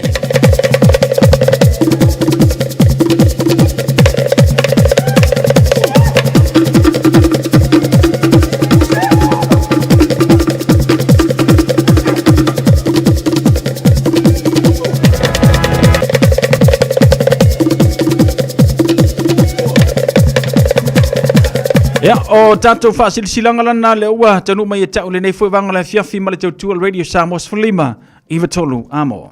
O lo whanga solo i le tamine ilsa i linga se leni mo le malanga le Pacific Justice i Wellington e wha o le Visa on Arrival Petition i le Parlemene o New Zealand. Maua mi te afo whaantau le Pacific Justice i le na o le tolu se fulu tala i le whale o loa o le Fresh Farm Egg Shop i le lua fitu fitu i Stamaki Road i Otara. A whaantau so mi te afo na to esele o le lua tala mai le tau o lau Trey Whamoa. O le a maufui a tātou mi te afo i le stona i nei le flea market i Otara. Tali eso se tasi e fia malanga e tu e le pasi o tahu i le aso lua aso se fulu Februari i le tula e valu i le fiafi ma toi tali mai o tahu i le tae o le stofi aso se fulu lua o Februari whamulmolela e yanelo mi teafu i le aso lulu aso se fulu malatasi o Februari ma lafo mai lo wata mo le tātou social media mori si whamtalanga so tai mai le Pacific Justice i le olua tasi tolu lima fitu valu iwa fitu olua tasi tas tolu lima fitu valu iwa fitu ma o mi yanelo like ma share le tātou Facebook page o le Pacific Justice. Alofa lava au te roa. O le tala fia ua whaiti te nei tau sanga mai le ona sefulu lima sefulu valtau sanga le matua o le soifua. Ua whaatino i nai polo kalame o siaki ma wha ato ngā au po tau whale manawa. E le eise ngā luenga tele te whaia. E au lia lo le lima sefulu valu le lima iwa tau sanga le matua o lo soifua. O le alafo fua atu i lau pusa meli ia le pusa moso e su enga ma wha ato ngā au ma tau whale manawa. Ma wha amanui atu lo waso whanau. Ai o le vaenga e le leiai. O le amo fua pusa ma mea whai ngā luenga mo le whatinoi no ia wha ata ma suenga e tailua tausanga malafu atu. Se i o ina e au lia e fitus fulima tausanga le matua o lo suifua. A vave iloa, ma mau e suenga ma wha ata o ngā au po tau whale manawa le ka nese le amatanga. E ma whai o na tonga whatia ma le manuia. E le aise tongi. E vave ma whai ngofia. O suenga ma wha ata o ngā au po tau whale manawa. E ma whai o na wha sao ina iola. A mau alo lau pusa, whai loa. O mana o mie o e pose isi alo a inga se fisoso ani tau whi malanga inga mo New Zealand. Ima ta au pue peo le vaita mai no whanau po anga luenga. A whai lau tali o le ioi, wala au loa Ken Ferniho o le Fern Immigration Services. E iaila na laisene, ma o silia ma le se funu lima tau sanga hola na tau tua. E toa tele tanga tau o fisoso ani iai Ken, ima ta au pu tau whi malanga inga. E awhi a ima ta au puna o atu le tribunal, ma apili le minister. Tanga iana e le Facebook, ma le upenga te whailangi I molimau. Mo nisi whamtalanga, wala au mai le Fern Immigration Services. O luatasi, tasi lima tasi, o lima. Awani ngali ya te oele tātou wha mua moe pe o na ia le Pacific Justice ia mo le tātou savalinga le whatanu wina i Wellington o ta hule whae e le tātou pasi. Te luele asisi o tātou i le langalongo ina le wha moe moe. O le aunga tonu o le vaenga lea ina ia mawhai o na wha matu mai. Mo le meo le visa fo ili le wha whaingo fio na whai fe malanga inga. Kia tu talo ia la na tātou atinu. O no mai i nei whawhaingo fie i le tolu masina. O le kaimia te taunu mai ai stamp lo visa tolu masina.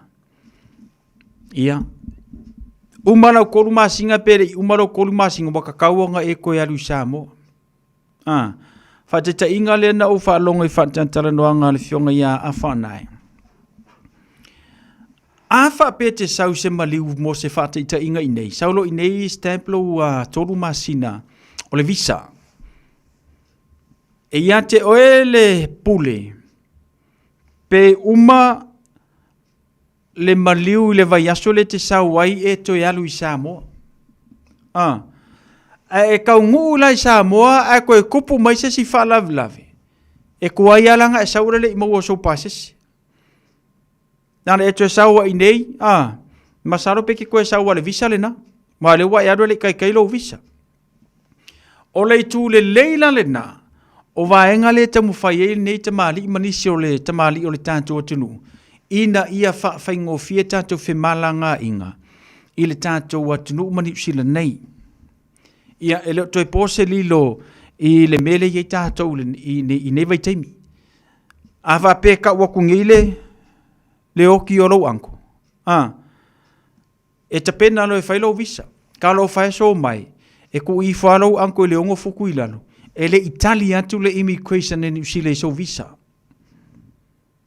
E o le mela piko siri onga le iai. O lea ke whaakari le visa. E laku le kali o le visa e decline. E le ngaka ngā laku o le kali e decline. Koe le koe mawalo koru se lau ka la pe whasa lau ka la renga apala i elo visa. A whaapela e whaatolu ona e apala i so visa. Pe a whaapea e tolu se lau le tau o le visa. Longa winga ala sau ala le au application i e kou le decline. Longa winga. O whaako whaso i fuo e lau wiva se lau. O lona whaawhainga tālena, o le mele o le sponsor, ia ma whaawhainga tā ia tātou whemalanga inga. O le winga moni lalena, o le vaenga le te mawhai a whanai manisio te mali o le tātou atinu. Ina ia talia le tātou tāno sango. Ke lelo ia openga e sengi le tātou a petition lenga sa whai. O i whewhoi, i o tara sa o sengi e le vaenga le na. Ia ia ini so tātou e whaare ango iai. Ai tā ua tele mena mo e mo siu ainga. Ia, whapeala e mūlo loto mo le tātou wha moi moi. O lo whaatau e tātou miti a fufole lo le Pacific Justice ia te lango ai vaenga langa e kupea me uma. Ngai vaenga la lina o le whaatino le tātou wha moi moi lea. Ia one i ngalo i lau te tano. Ai o le i tū e whape nao na whaasalai o e pe a whapea e talia le vaenga le whaingo fia na saulu tako kako fio ai fofuli mai nei. Le winga lau talanga e saua i ngei, stamp lau tusi fo lau visa a New Zealand. Ai a whapea la wa e leu si ta ia le tolu masina le na e saui. Wai manga oe ke ngofo i ngei. E koe whaafoi oi Samoa. Ona e nofo i le Samoa mole se fulu tausanga. O le whatata inga la le na o le mela le whai. Whaingo fia feo inga tātou. Ai a whape te leu si ta ili toru masina. O le kaimea ke fo i e Samoa se fulu tausanga. E le to e whaatanga i nai oi. E te koe susu mai ko kongo ngiu silangi. Ka ko tilo i le citizeni le sa tamo whaieni so tamali o le tātou watunu ina ia whape na ona to e whamatu mai le citizeni a New Zealand. Ia alu wai le tau mawhainga ia tamari. Le wai uanga tali mai New Zealand i le citizeni. E ui e leo ato tolo na se lau paseni. Ia ai whawhetai nei ta maali i sa tau mawhaia lea vea. Leo o mafua i ona tau whiroa i manai o tātou mātua mai Samoa. Ia o le tūlanga fo i lalena. O lea tau te tau mawhaia tuai. Ina ia whaingofia tātou whiroa inga i le vao New Zealand ma Samoa. I lea lai ele tātou Pacific Justice ia o lo tau mawhai ina ia whapena ona talia le tātou tau sangalena. Ia wanoa whaingofie. A wafe malanga inga mo le tātou tinu. Peo no utaua. A mesa meni o whalave lave. Whaingofia nga feo sofi mai ia tangata whaingaruenga le malo. Whaingofia nga feo sofi mai tangata whaipisinisi. Ia ona e fesili lea. Ai se ae whaingatai mo le lautele. Le winga la lautala. O le vaenga le tamu whaia a whanai ma le lato vaenga e taro sanga. E patino tonu mo tātou. No winga, ta ua tele le tātou lango. I lea fo i wha moe moe. Ina ia mawhai e tātou. Ia ona whaingofia tātou whemalanga ina. I lea vao New Zealand ma Samoa. Ia tu sai ma le talo sanga ina o le tātou visa. Whaingofie ona tātou malanga mai. Ia awa whanavlave mō na ia tātou a inga. Talo sia le wha moe moe. Ina ia whapenao na manuia ia le tau mawhainga ia na tamali o le tātou tenu i le nei fo ia fiafi. 3 minute ua te ale valu.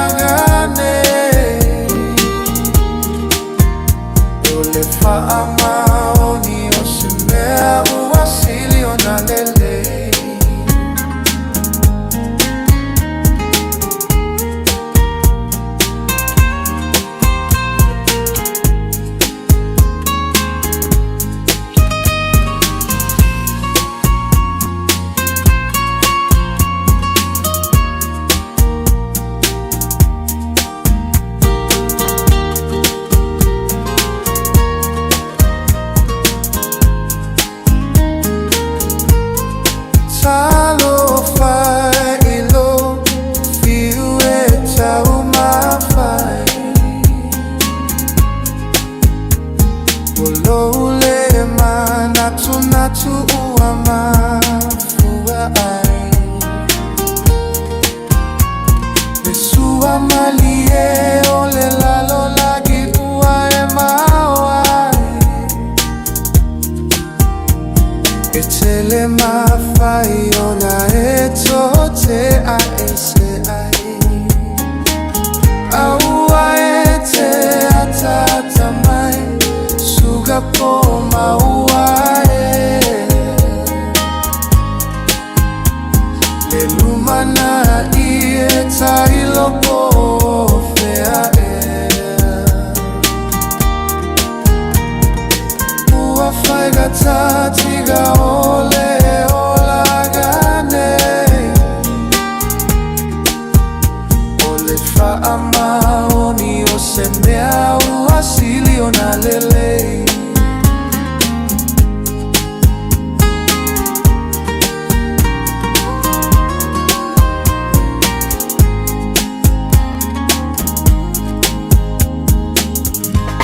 Baby, calm down, calm down. Yo, this your body, it puts in my heart for lockdown, oh lockdown. Yo, you sweet life, phantom, phantom. If I tell you say I love you, no day for me, young girl, oh young girl. No tell me no, no, no, no, oh, oh, oh, oh, oh, oh, oh, oh, oh, oh, oh, oh, oh. Baby, come give me your lo, lo, lo, lo, lo, lo, lo, lo, oh, oh, oh, oh, oh. You got me like whoa, whoa, whoa, whoa, whoa, whoa, whoa, whoa. Shawty, come give me your lo, lo, lo, lo, lo, lo, lo, lo, oh, oh, oh, oh, oh. DJ,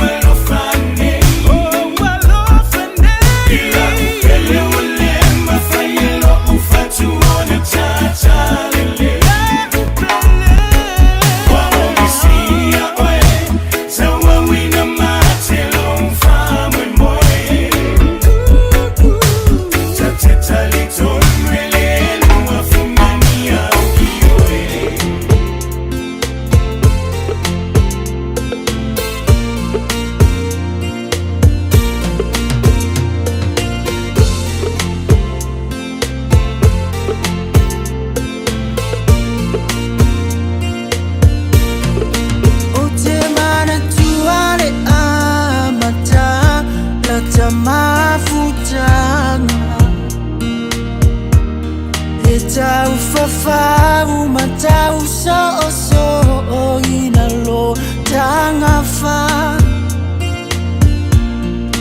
Au le fesiri po ole a lona mafuanga Wana ololo to te momo iai ilo uto fama Le so o tanga tau fau Sunga o tau langa E ai se whaarua ina Oi sunga o la uta usala A ole ne wala fotuina I upu matala Wafai oe mafaala Velave sunga ilo uolanga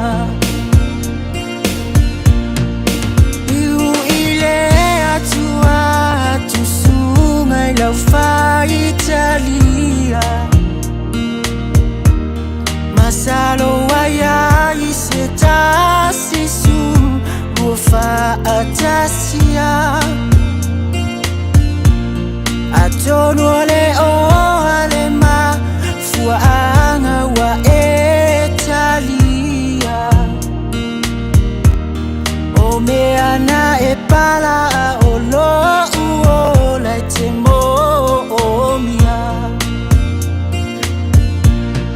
So o tanga tau whawhau Sunga o tau langa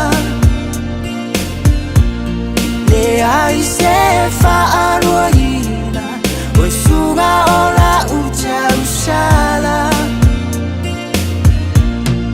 A ole nei wala fotuina I upu matala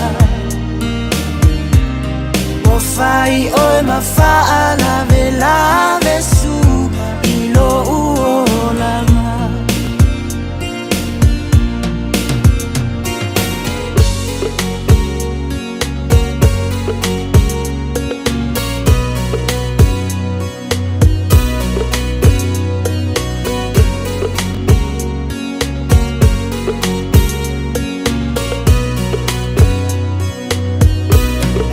Masalo salo lolo Josunga e pea e atamai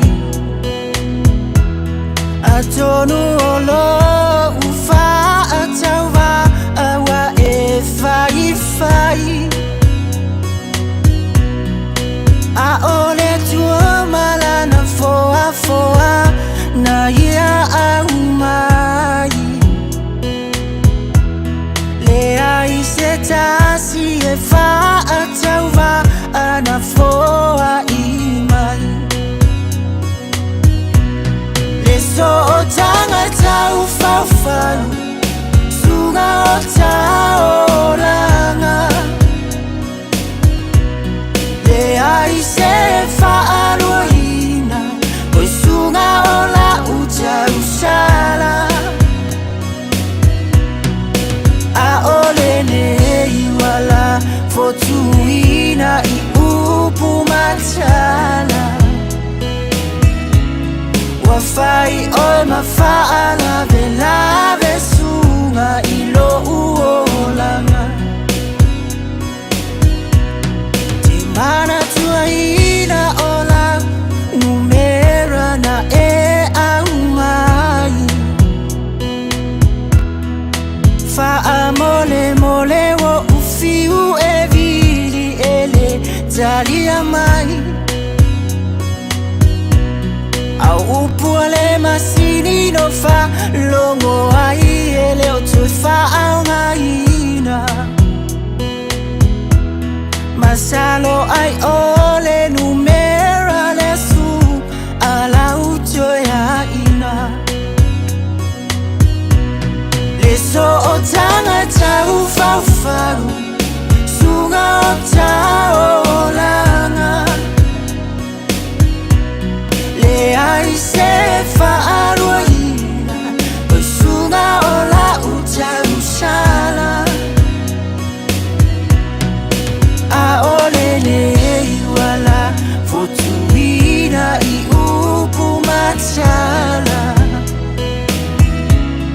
wafai oe mafaala vela vesu ilo uolanga Nai whawhiwhianga mō tātou le nei whoi wangala whiawhia ma le tautua le Radio Samoa se furulima iwa tolu amo ma le tātou porklame. Amelia Mikaele whawtaile whātasi mai ia le ngata fo ilea whātalo wham whawhilua i Anita Saulo Malo le soi fumuruia Cecilia tuinga mala whawtaile whātasi mai le nei wangala whiawhi le ulua ia li Luisa Fuimono Ayu ma alo le soi fumuruia. Fatano fatifo ya taele to le paya li pele lunga le tato YouTube channel ya malo faftele eva mai Cecilia tuinga mala ya malito tele ona tato woman e tato paanga ya pe ona yele tato por kalame le nei fu vanga ole a fiafi a masani ile tautua le sunga ile li fo mai male tato por kalame olo so fu malo loina olo o yo lava a au ioe ya la sa le mfain fatanu ina tato por kalamelia fiafi masalo peti te fo mai e le silua vai aso ia ai ngala veke o ia tausilo so ifua malolo ina io ia ni vai kemiko anga ai le rupua io ia mako anga elfas povi io kalo mai ala so nga fu e kaule aso sako anga ai io o loule naso ifua malolo io awar popoli o le ale me fai ele ko alga ko au te tau mafa se foala au fasa ina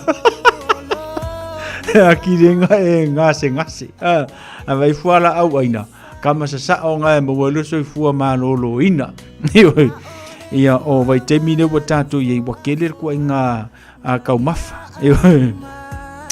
Fatalo fatu ke leni tangwa I loa hati Wellington sur kalo fatalo fauso fatale fata simaile nei ya fiafi singi fili to leu ma lor so fomruia fatale fata simai ya le mafuta mai Washington I America ile nei fu vanga le fiafi ya kulanga nga molo so fu maloloing langa de leker e foi la u malam il kausingor so fu maloloing io ko anga ingu Coca-Cola o le Sprite o le fizzy drinks ko anga ingu ia ma ko anga la si o le si me ma ro si ero kingo o lo fainga ruenga le luas food fai kula fiku aso vai aso ma ro si kere ro kingo le menga ko anga la fainga ruenga ia umangi le vai aso fo le makua kele o ikura o le fa popo fo le ngaro ma ro si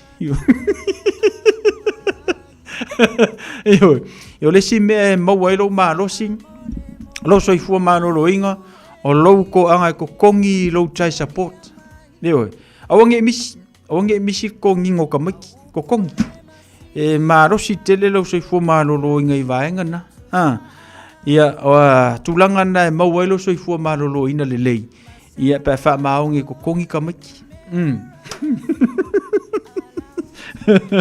ia vai le inga I vaenga nga kuinga ia mawale le lo so fu mano lo inga le wo su ia kursunga le fo mai ia langa la pisi fo mai ia masalo si ava ia so la ko fo me fo mai e ko fa ia kur ka ko wa onga lenga ia ole le si kai mi kama vo le mo le singa senga se lenga makar ngo fo mai lo kele vai gaming e mo mangiso ia fa penga ke mangiso awa ke fifi kael a korva ia so kere kaele I ole lei fo lenga ola waru Los futasi minute o tele tula envalo fa wina tanielu manor so fumaruia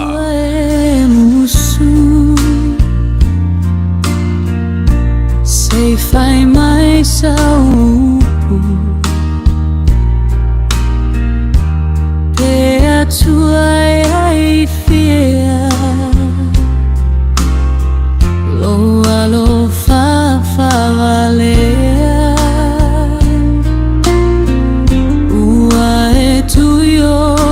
toga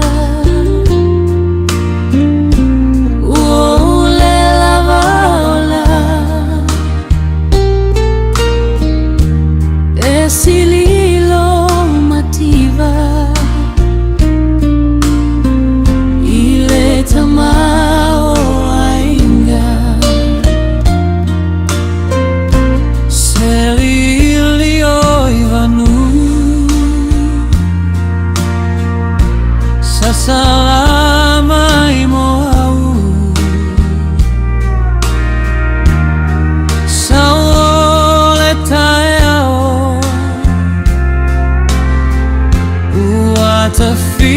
soloto le sami loloto sei vagana mai so soloto oh fea oia timuga ole lagi tomaya moita how maya setali eta umai selia le sami loloto sei vagana mai so soloto oh fea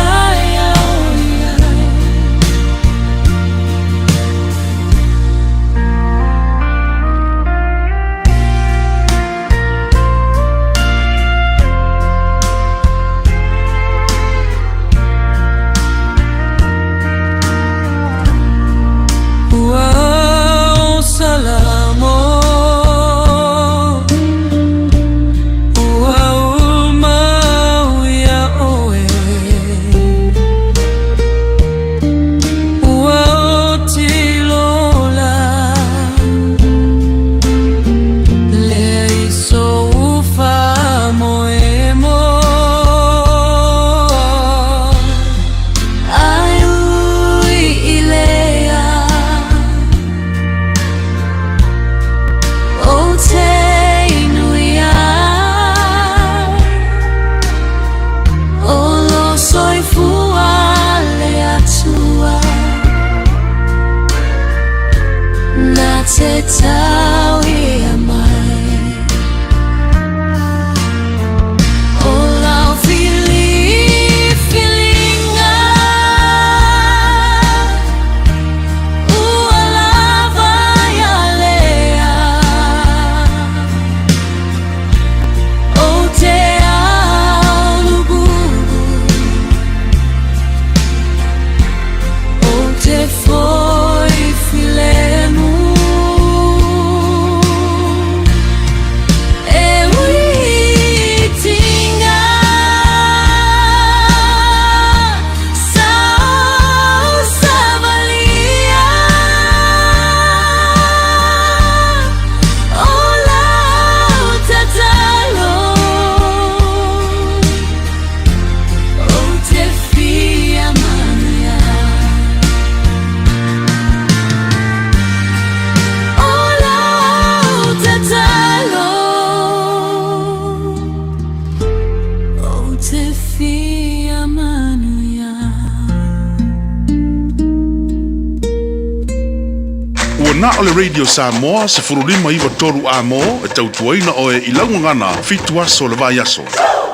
Afia maua so sa Omega ka Diana loi moa Omega ka Sabale tau mo fie Omega ka Fili mai loi le Omega ka O Meka Cars, lua selau Diabetes Drive i Manukau. Po le telefoni o iwa lua fitu 5 tasi lua. Susu mai manu kaune Omega ka Umalole keisi le Omega ka O lo whanga solo i le tamine ilsa i linga se leni mo le malanga le Pacific Justice i Wellington e wha o le Visa on Arrival Petition i le Parlemene o New Zealand. Maua mi te afo whaantau o le Pacific Justice i le na o le tolu se fulu tala i le whale o loa o le Fresh Farm Egg Shop i le lua fitu i Tamaki Road i Otara. A whaantau so mi te afo na to esele o le lua tala ma i le tau o lau Trey Whamoa. O le a maufui a tātou mi te afo i le stona i nei le flea market i Otara. Tali eso se tasi e fia malanga e tu e le pasi tasi o tahu i le aso lua aso se fulu Februari i le tula valu i le fiafi ma toi tali mai o tahu i le tae o le stofi aso se fulu lua o Februari whaamulmolela e yanelo mi teafu i le aso lulu aso se fulu malatasi o Februari ma lafo mai lo wata mo le tātou social media mori si whaamtalanga so te mai le Pacific Justice i le olua tasi tolu lima fitu valu iwa fitu olua tasi tolu lima fitu valu iwa fitu ma o mi ane lau like ma share le tātou Facebook page o le Pacific Justice. Tasi lima iwa tolu amo Radio Samoa. Lewa tula mai le tātou teimi le wati le nei fuvanga la fiafi luas fulvalu minute wa te aile tula valu. Ia ma le tautua Radio Samoa sfuli mai vatolu a maua manatu ono le ole se tātou por kalame mai le sunga li fo mai. Ia o le a mai ai lo le tātou pese le ona se e mai le o le tātou por kalame.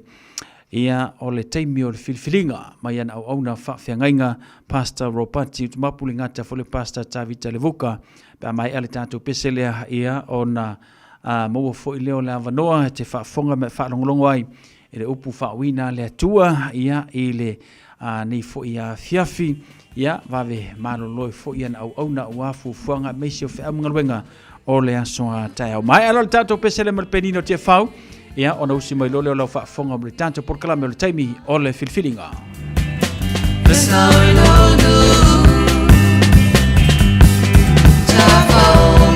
Atene matama ilunga ole moni ole ava so le fetua o Samoa fo iua le masina e wava aia ilunga maunga ano fo au ilauli imo uma whauwhaunga ai o te refa angaloina ola o peleta sima e tutuila le lao Samoa e kupula mai e atoa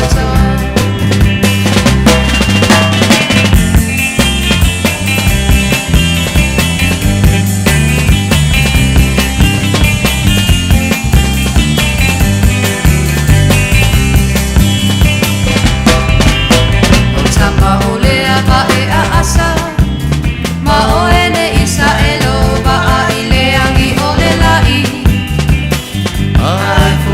matangi e raulangi wape fuli fuli ai lalo ai o ele tama itai ma o ele imawa e tama o le baumanga le masina e wava ai a ilunga umanga ai no foa ilauli ima umafa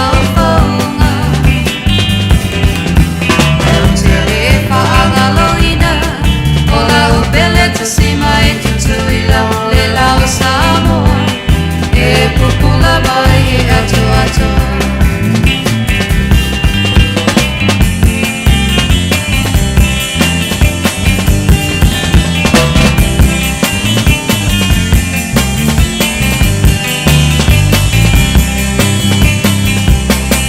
Ilau pula pua watapea amo ia se tasi e ave au te fiego aina e te tau ia ita au te re ma salo salo e tu lea ilo finanga lo pe tu o le langi na te amaia e so tali le masina e wava aia ilunga ma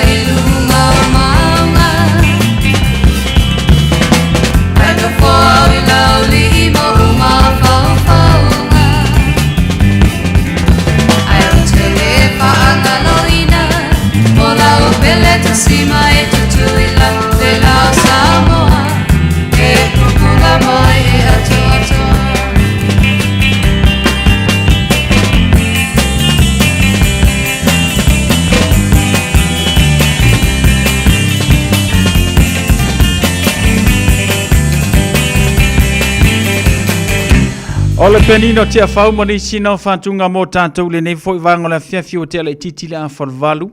Ia, ole mele ua ye le tātou por kalame. Ia, ona ua le mawhaion whatanu ina le tātou por kalame na marsunga le lifo mai. Ia, ua ile banato le a se le titi mai luma ia le tātou por kalame o le taimi o filfilinga mai na iana au na whawhiangainga. Ia peo na mataina le tātou por kalame o le tāo le iwa. Ia, au leo le a watu tātou le temi le nei, ve tau i le lei ia ma longa au na o le nei fo ia. Fiafil mele usi mai at whaafonga sa paponga le tātou por kalame o le taimi o le filfilinga.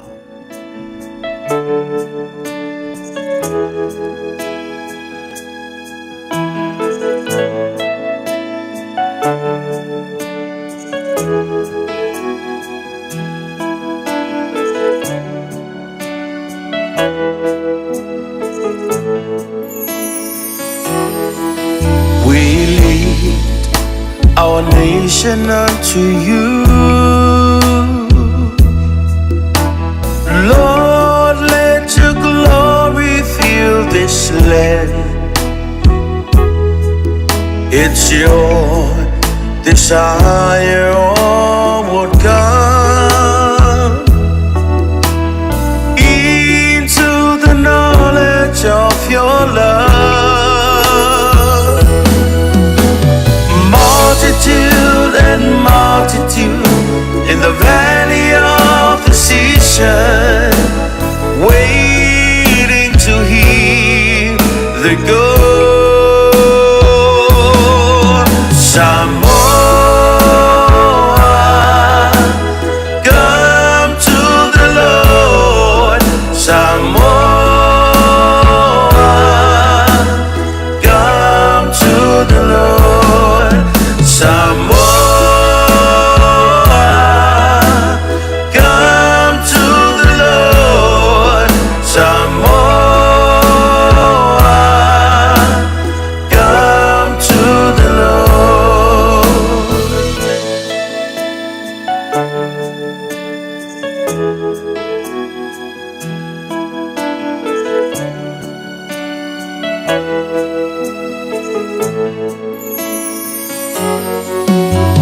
Mato si atu lele atu nu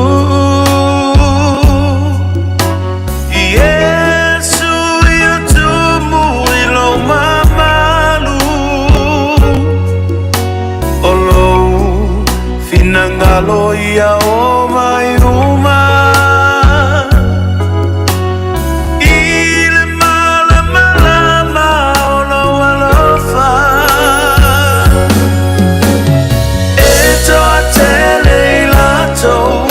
Ilevano filfilinga fatali levala Samoa sawia Yesu Samoa sawia Yesu Samoa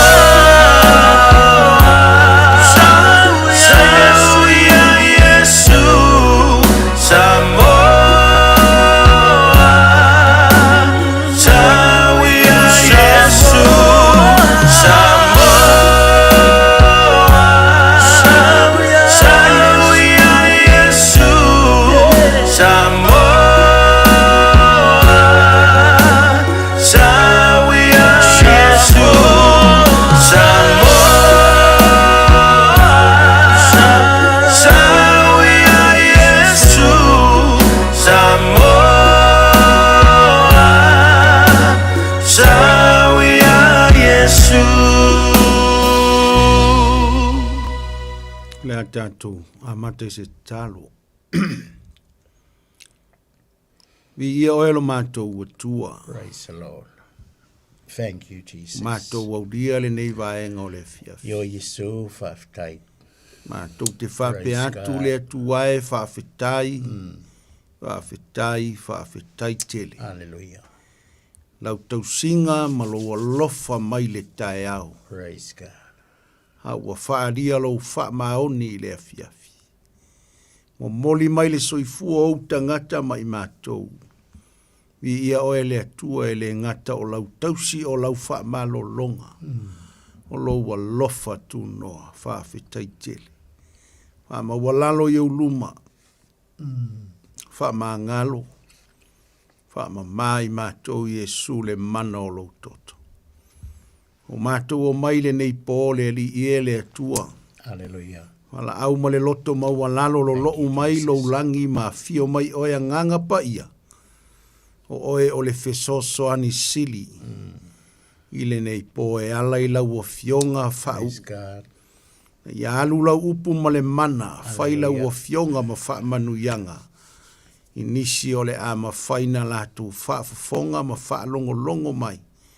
Ile nei Paul Kalame.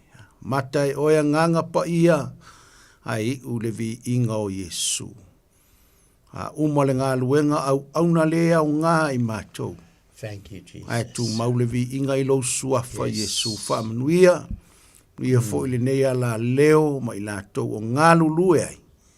Fa manuia lo na amataina le nei Paul Kalame o le taimi o le filfilinga. Yesu ilo lava suafa o mato wole matatalo atu ai. Praise the Lord. Amen. Amen. Amen. Thank you, Jesus. Ia le lo fole atua. Fai fo ina tātou to e mafuta ma fei loa i le nei vaenga o le fiafi o le solulu taimi masani o le tātou Paul Kalame o le taimi o le filifilinga wha tā lofa o fo lofa atu le nei vaenga o le pō ia te outou o mawhaina maua mai le Paul Kalame wha pitoa mo outou le wha tā lofa i o ia te outou o maua mai ma wha fonga mai le nei pō. Ia, whawhiroa i fo i lautele o Samoa i ona tūlanga whaalupe. Hallelujah. Ma lore folau, ma lore soifua manuia, ma lore pale. Vi ia le atua le nei po o tātou maua i le tausia le atua i lo o tau soifua. Ia ona maola vai fo i ia. Amen. Ma lo lava fo i au auna le atua i so o lava se fata fai taulanga. Ia. Ta lofa atu Paul Kalame ia o tau susunga. I le nei vaenga o le pō. Ia, ia le atua. Yes. Tua asina sina. Ia, ma lo lava le ono sai. Amen. Ma lo le wha malolosi.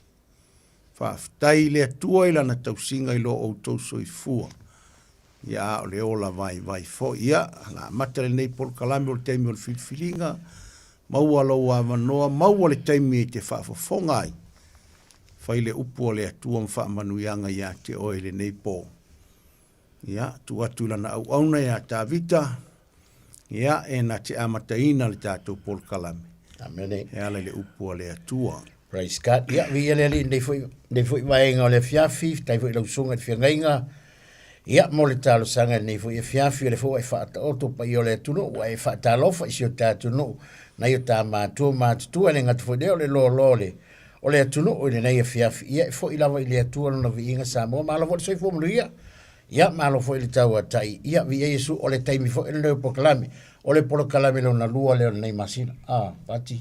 Ia ma le nei fo i tausanga le ua tātou mafuta i le aso fa. Aso ngafua, aso lua, aso lulu. Aso sale, aso momo. Aso i le le ia. Aso fa ia vi ia ile atua Samoa le pole o le afo i o le afiafi fo ila nei ia o le taimi o le filifilinga ia e fa manatu atua le Paul Kalame o le taimi o le filifilinga ele ia se isi taimi o le visiri o avea ia o ave e fa ilo filifilinga o fa isa o filifilinga ia ka ua telele ia e ola ia e soifua ma o ola i le nei soifuanga ma le nei lalo langi ma le nei o langa le tu mau ono tatu ola ma soifua i tatu te iloa lava o le alava le umi o tausanga i te soifua ma o ola i e oti a taua e umane nei o le ola le ka ke ola i ma ka saafia i le matanga o fio le nei lalo langi e ke ola ia le teime umai le ola lea ai o lo iai le ola i talatu le oti. O lo iai le ola i talatu le ola lea tātou te ola i. O le ola lea tātou te maua ia Yesu Keriso. Le ala fo ile o le tu ia faisa o filifilinga. Ke ne mwhainga e koe filifili lunga le tunga mau pe au mai le oti.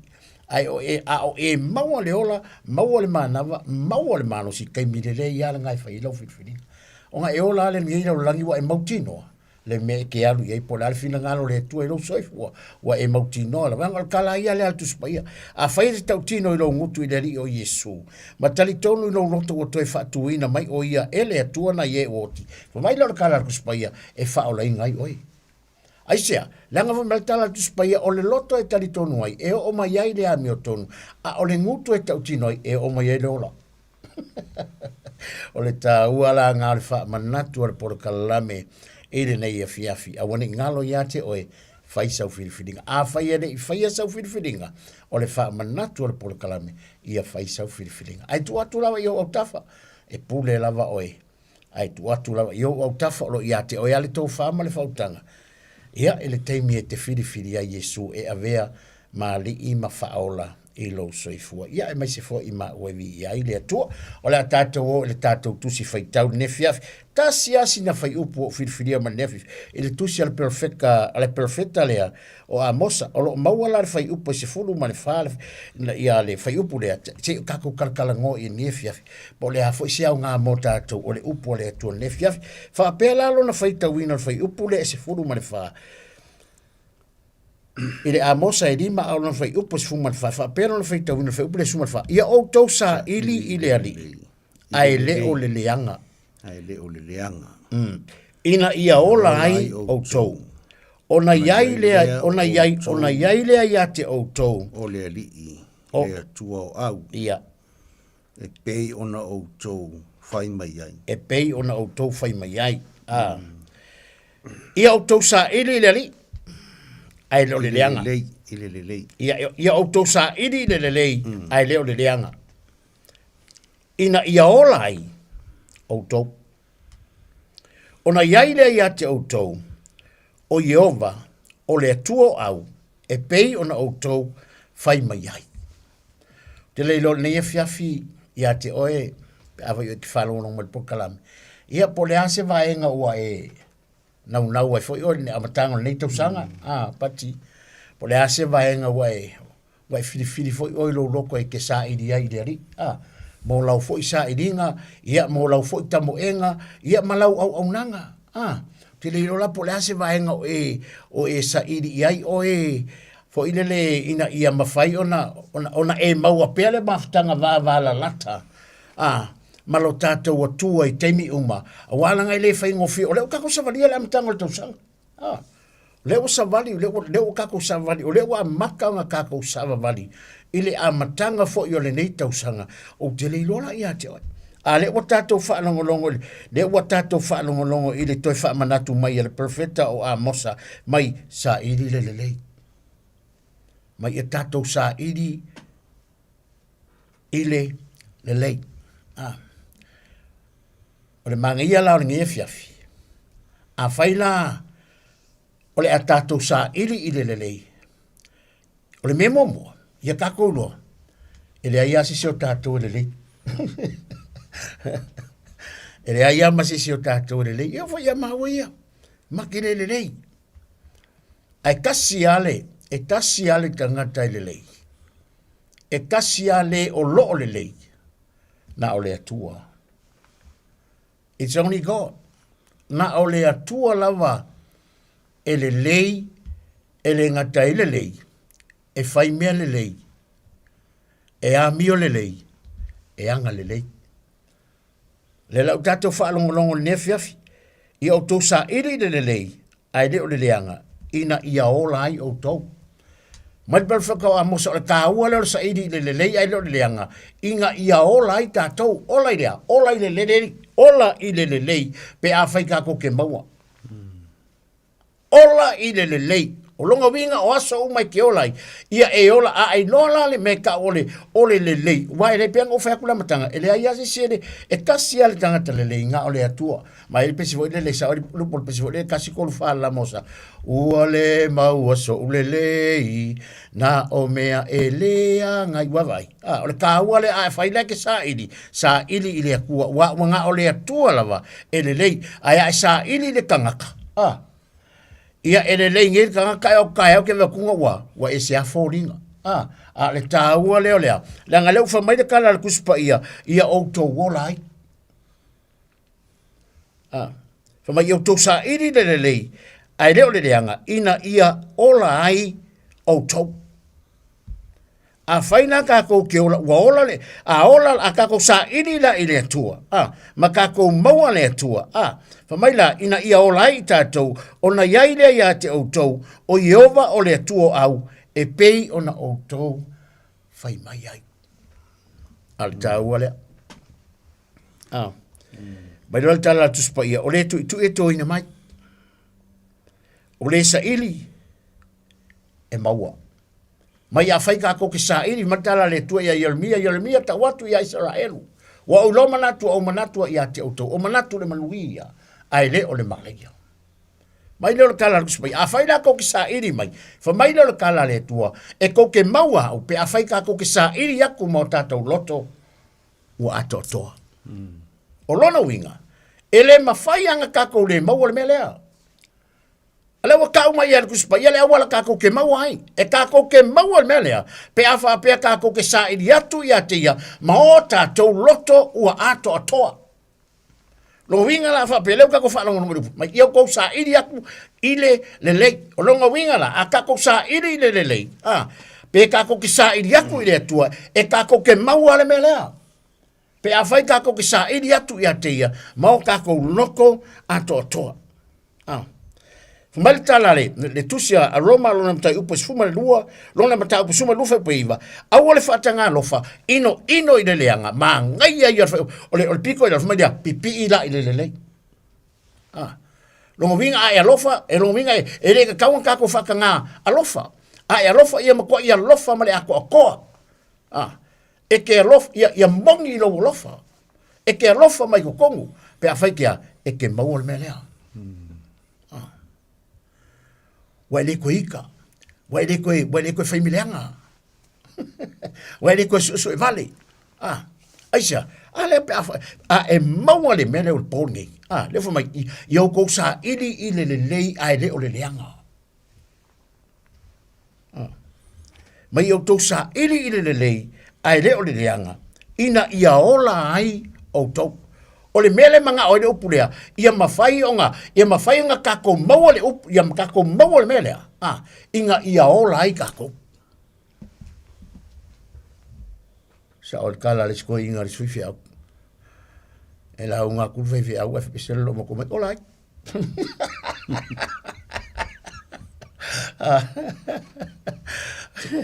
Pa o amai, ola ai. Mea ngā le manga oi kuspa i al pōngi ni upoleri. Sel maa ia ngā mea ngai kala ngō mai pio ngai eo mai kala lo makua. Ia. Ar ka ua le ngā kala. O le upole atua. I le ngā o le pio whai mai kuspa ia, i le ngā le nguku. Ia. A le a mio. O le upole e manga o mia lea, savari. Savari, olai. Olai. A whai la leo kako whaafonga mai lea o whaafonga ngei pō. Amen. Leo whai mai e sa iri. Le maa ia langa o le mea a whai o kako kaukala le upu. Ia. Whai o kako sa iri le fionga le aku. E kako ke mauala le mea le whai mai sa iri. Ia. Pe a whai kako ke ofa kasi ma le olai. Ia. Ai a whai ese le me sa iri, ese le me olai. E whai ka. Ia. E mawhainga e sa iri, a ese mea ke sa iri iai. Ia. E whai fuilanga nga e ola, a ese whai mea lai ke ola ai. Ia. Pei lao le upu e mawhai fuinga kaukala i le upu. Ia. Ai le kusa ma le savali. Ia. A piho le whaka le kāu o le whamangaku. Mō kako umalawa. Ia. A kako kaukala i le upu. Ia. Ia kako E ola. kakaunga kako wola ai, sava vali. Sava vali ai, kako whaia. Kusa ma le upu. O ngā māngai lea. Amen. O ngā pālengi lea. Ia. A wā a le ola i le upu. Ia. A i le pālengi lea. I le pālengi. Ia. A kako whai aku whai sa iri le lei. Ia. A kako ke le sava vali le lei. Ia. I le lei. E whai kāla. Ia. Aisia. E le ma whai anga kako le lei pe a leile akua. Amen. Praise God. Ia. Kuang sau Yesu e ka mo mat ka ka fai mai le o le le ia. Ku ro Yesu fai mai le ai a sisi le le. Ia. Ke Yesu le. Oh. Ya o le le ia e fai mai Yesu e le ai a sisi le le. A o Yesu le saungo. Ia. Ele le. Ele le. O le akua. O le li tino tangata le upu. Amen. Soifua mai e pei o le tangata soifua. Ia. A o ia o le atua. Fai mai sai le amatanga le upu. Ia. Sai le atua le upu. O le atua foi le upu. Ia. Le upu la le e fai atu le tangata. Le a o le lei. Ai li liu mai fai mai. Le sisi le lei. Isia, longo inga le anga Yesu, le ai le anga. O le faa o le au mai a Yesu. Ia. Le mamoli mai a Yesu ia kako. Ia. Au anga i faifo se kangaka o yo se kangaka le lei. Au anga i faifo se kangaka o yo se kangaka o ngā. Ia. Langa e pipelo ai. Ia. Ai a kako faio se mea. Ia. Kako fa pe aku. Ia fo i le kore vi. Ku mau al kako whakawa. Ku mau al kako whakawa. A ia i le atua pelo na viinga. Au le lei. E avea ia te ia. Amen. Praise God. Anga ia le upu po le kala si lo makua. Se lo makua fea. Ia ua ngale au le lo makua. Ngā kalo uro lo makua le aso mawhai le kala. Ngā kalo uro lo makua. Ma ia le kala lo makua. A paul mea le fia ilo e whafonga po se fea lo makua. Ia. A kau ua kuru mai aso. Le peke ua umanatua le mai aso pea. A kua wa se lau pa sengir kari lo makua. Olai. Olai. Olai. Ioi. Ma ngai ala le upu ngai ale atua. Amen. Si po le ale ko inga la unga ka ke la unga. Ko le a fo le fasasi sasi ia i o la kala unga. Yeah. Ai a ka ola i le upu. O ka se mangai. O ka se mangai. Amen. Ai sia. Na ngai le finga ka ngai lo le la unga e ola i le upu. Le fo foi marka au ku. Me sa ili le lei. O le fesili, e whawhenga maua le mea o le lei. O le afo i le mea. O le afo i le mea. A wheta te mauai. Ia.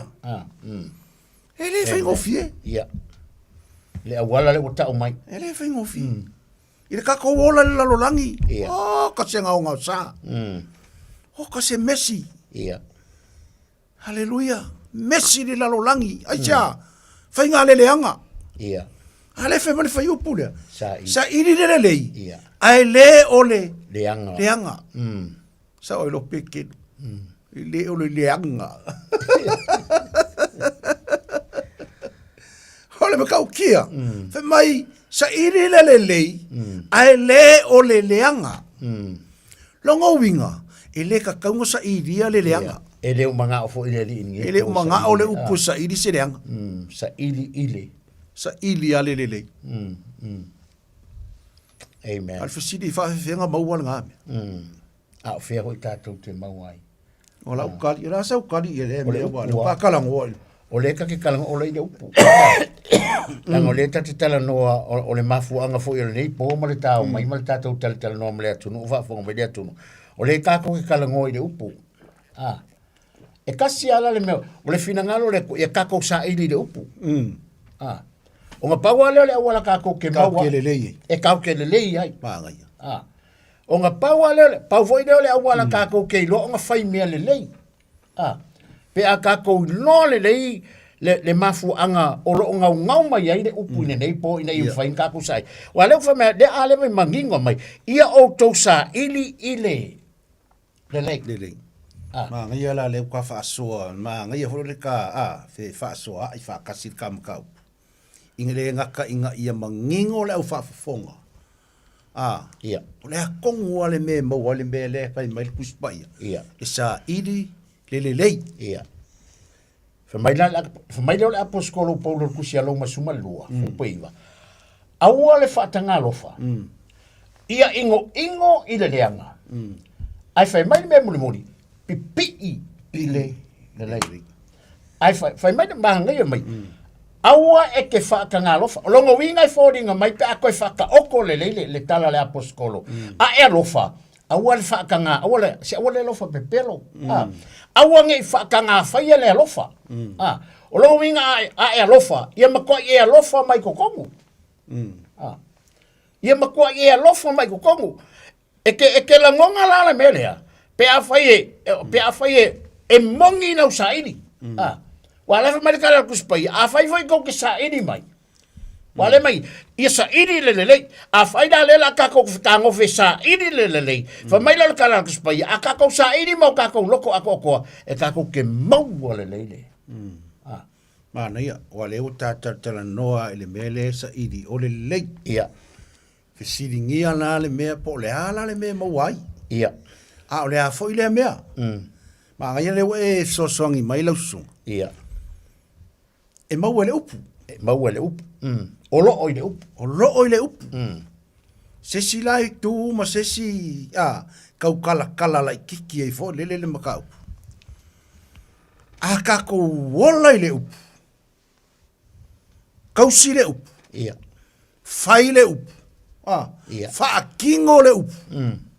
Ai. Ili finga kalanga saule le leia kako. Amen.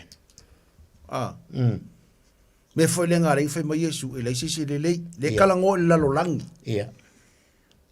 O le kalango mai Yesu i kangaka. Ia. Langa sila fia le leia Yesu kangaka.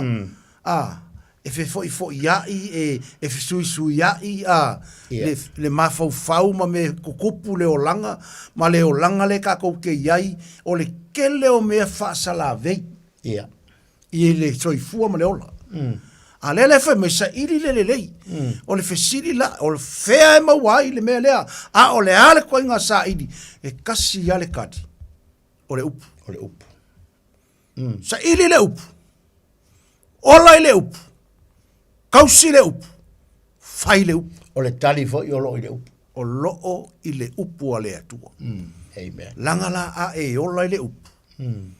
E ke ola loko mama. Ia. A e ola e kusa ma le upu. E ke ola loto a lofa. E a lofa lau loko. Ia. E le kawi masui lau loto. Ia. E wha mangalo lau loto. Ia. E ola i le upu. Ia. Langa o mea ngā le whai mai e le upu. Pifonga e sa ngoa whapea. Aua le whaka ngā lofa. Ia. O le kangaka ngai whai mai e aua le whaka ngā lofa. O le kangaka o le atua e ola i le upu. Ma le kangaka whaalongo longo e ola i le upu. A e ola lai le upu e le whaka ngā whai alo wa lofa. Ia. Amen. Ai manga kuara ka la Paulo le kusa kol nito su kol. Ia. E ke kau kala inga ngana tangata a toa ma a ngelu. Ai le se alofa e le au ngā. Ai sea. E mawhainga e kau kala. Ai ke le ola ai. Amen. E mawhainga kufau me ai. Ai le ole alofa. Amen.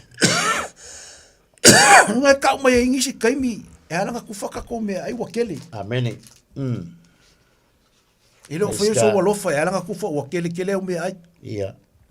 Ai a fai a laile ile la le upu ma ngaia a fai le meo le loko fa maongi le loko la ye le upu ia le loko e ola le upu e tau se le lei loko le lei o nga kupu foi le o mea le lei ki ro e ale anga ngele loko kanga ia soli ele ngi mele le sa wai e ala mai le kai ao kala ngoa mai ele anga e selfish. Kau kala mai e makanga. Le kanga kai le anga le loto. Amen. Ale fe mai ia le kala le kuspo ia. Sa ili le lei. Ia. Ai le o le anga. Ai le o le anga. Ia. Longo winga. Kau mawhai wha mole kako uma. O le upu mo o e mo au. Ia. Mo kako. Hala mai kai au kakalo ili atua au masi loko mama. Ia.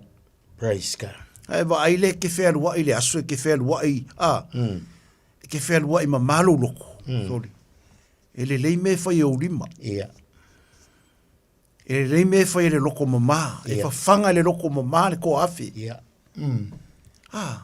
pe wa ku so ka ngaka lo fale e ke fa fanga sia ele le lo loko ia ai lo ngo fia le loto ile anga e lo e lo ko kala ia E loa lau kalangoa. E fua mai ai fafu. E ali mai ai. E ali mai.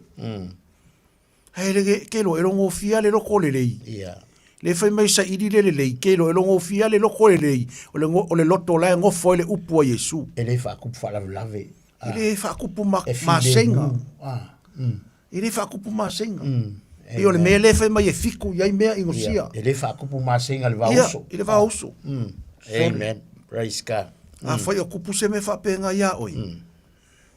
A fai fo yesi tangata o eva ai o nga fai se me whapenga e whaakupu kupu misa i le vauso, i le vau ainga, i le vau kangaka. Soli, e ingosia e le atua. Ia, amen. E ingo ia i le atua. Ia. Le kalanga o mai le upu sa iri le lei. O le fesiri o ai ele lei, o le atua. O la le me fai, sa iri la le atua isa, o le akua kau ke le lei ai. Ia. Kau ke maua ro le atua, maua le lei. Le lei le amio. Amen. Le lei le kaukala. Le lei me fai. Le lei fatinonga. Mea umaua le lei, aisa. O le atua e mafua mai e.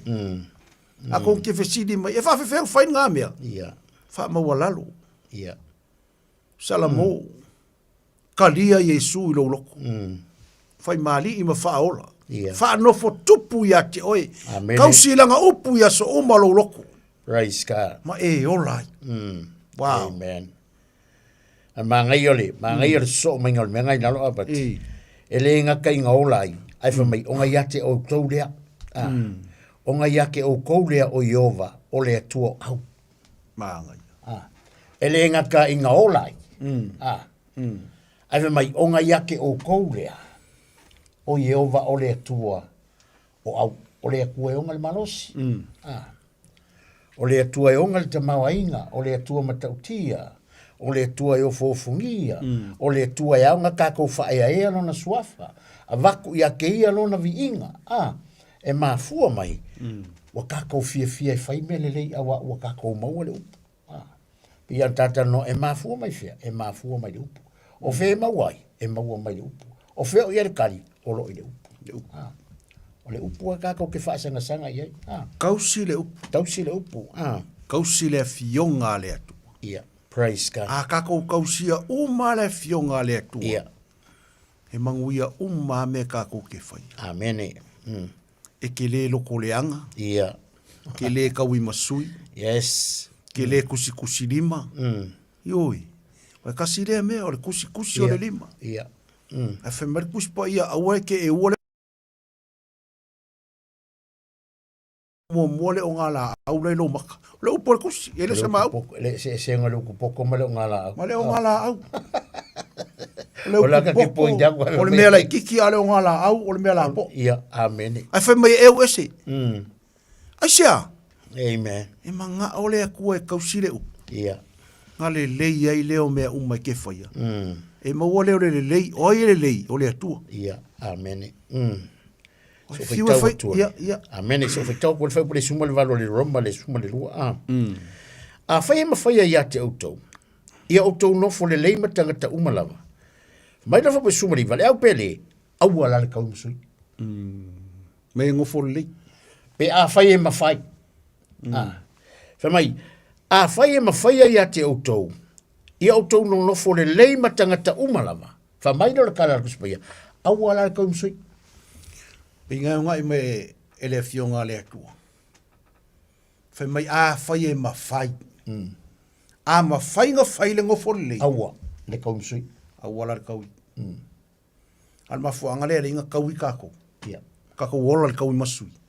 Langa kau ki le o mawhai le ngofo le lei. Ia. Wawe na kau mangingo mai atu spa ia pe a fai e mawhai ia kako. A fai e mawhai. A fai e mawhai kako ngofo le kaka umalama. Fai mai lo markala spa ia. O le mea leo ke manga ia ke oko. Aua la le kau msui. Aua kako kau msui. Ele mawhai nang kako ngofa kasi. O le mea ngai ungangi mai kuspa ia. Ia. Fai mai pe a fai e mawhai nga kako ngofo le lei maisi. Maisi. Ia.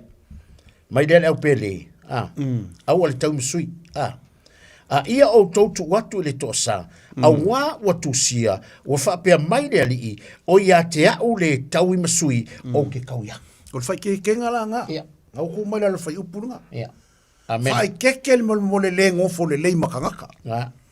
Langa ako le le a le va o isi kangaka ma isi kangaka makako. A le angal kako va. E osor ka ui masui. E le ise le ngai maua i. E le maua. Ai fai mai la. Kako ku wakula le kosa. Ia.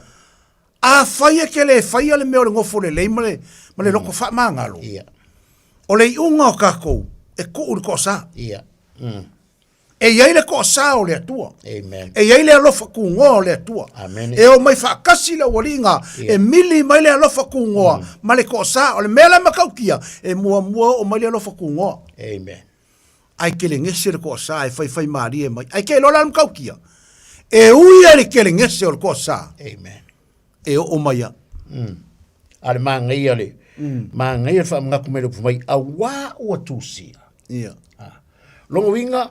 Wa kusia i pule ele ko emesesis wa umanga kusia ele up fa mai lea a wa o tusia u fa pe mai wa fa pe mai le i o ya te au le tau i masui o te tau yatu o le nei mang le fa nga solonga mai ngor kala le o le nei a matela ina le o ita mai ya te oe mai le kala kuspa ia fa fanga ya te ia a fie inu ia a vatu ya te ia e inu ai awa ole a mia fa pena e fa pu ai malala ola I lunga lo na ulu awa la le fa to ina loina o ile leanga a ia kako fa ko ina loinga o le leanga ile le leida ngai o le upu ole le ma ngai o ko ngai me fa mai kala ku spa ia a fa ia ma fa ia ke ko o nga ngofo le le matanga ta umalava o ke ka waku ia ke ko awa ka musui o le mele lo manga lo pu awa ngai fa ia le mena ia ngofo le le. Ngofo. Ele ma fainga ngofo le pa fa ka musui. Le la merkus pa ia a fa ele ma fa ia. Cool cosa. Cool cosa. Langa wa umang kusia. Wa umanga kusia. Ele ko ia veses si bele. Amen. Mai o a le taui musui ai cool cosa. Le au fa fonga le nepo. Praise God. O le la pata ia le upu le atu. Amen. Ia mawar ka ko ngofo le le. Ia. Ile lalo langi ile ka kou ke iai. Ia. Ngai ke soi fua ma maola. Ka kou kau ma fai le mele. Kau ke sa ili ile atua. Ia. Ia mawar ngofo le le. Praise God. Fai mai la ale ma fai nga fai. Ia. Fai mai lo le atua ku ulo la ile ko sa. E si lo ma kuai ma kele ngese le ko sa. E kele le alofa o le atua. Ai ui le kele o le alofa o le atua. Ai kele ngese longa ko sa. E kele ngese a. E fai ma lie ma ya.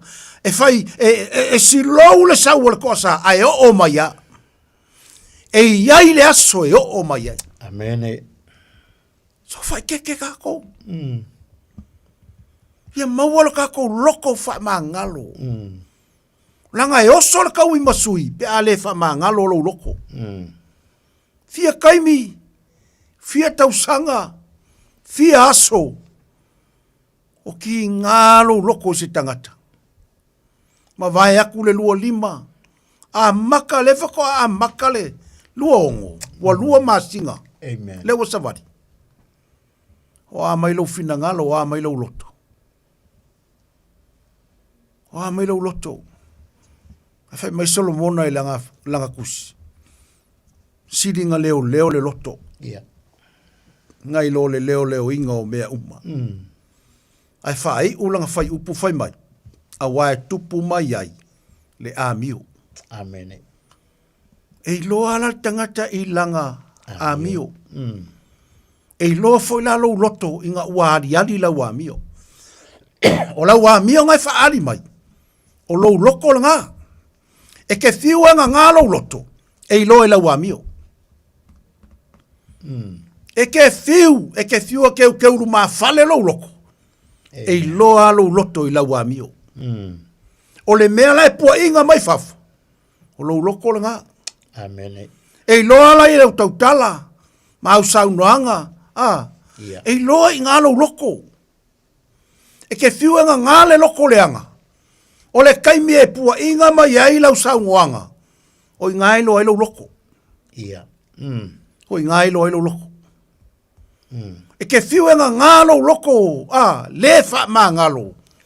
E loa i lo loko ngā wapua inga mai. Ai lo fai mai le upo le akua. A fai e mawhainga kako ngofo le lei maka ngaka uma. Le kalangoa i le, le lau kele o ka ngaka. Samoa, e mawhainga kako ngofo le lei, e mawhai. Pe a iai le atua ia kako. Amen. A iai le atua ia Samoa, e mawhai ona no nofo le lei, e mawhai. Ai fai maila le upua le atua. A whaila e le mawhai. Ku ulora i le kau i masui. Po le koa sao le atua. E iai le aso. E iai le aso. Amen. E iai le aso. Le au whaafafonga. E o ma iai le koa sa lea. E o ma iai le koa sa lea. Pe a ma vai a. Le kaimi o le si kia o le au pa ia ma le ka le sia a Yesu.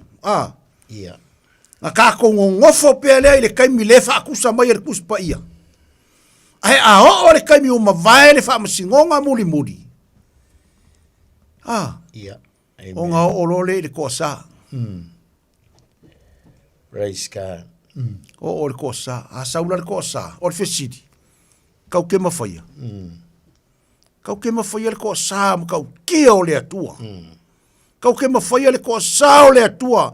Haleluia whai mai o le makuama kau kia. Kolu ma le afa mua mua whai mai o pua pua ngā mama.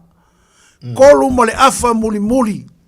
Whai mai o pua pua ngā mamafa. Amen. Whai mai e le i kupu kalu o ngā whaavainga le lalolangi. Amen.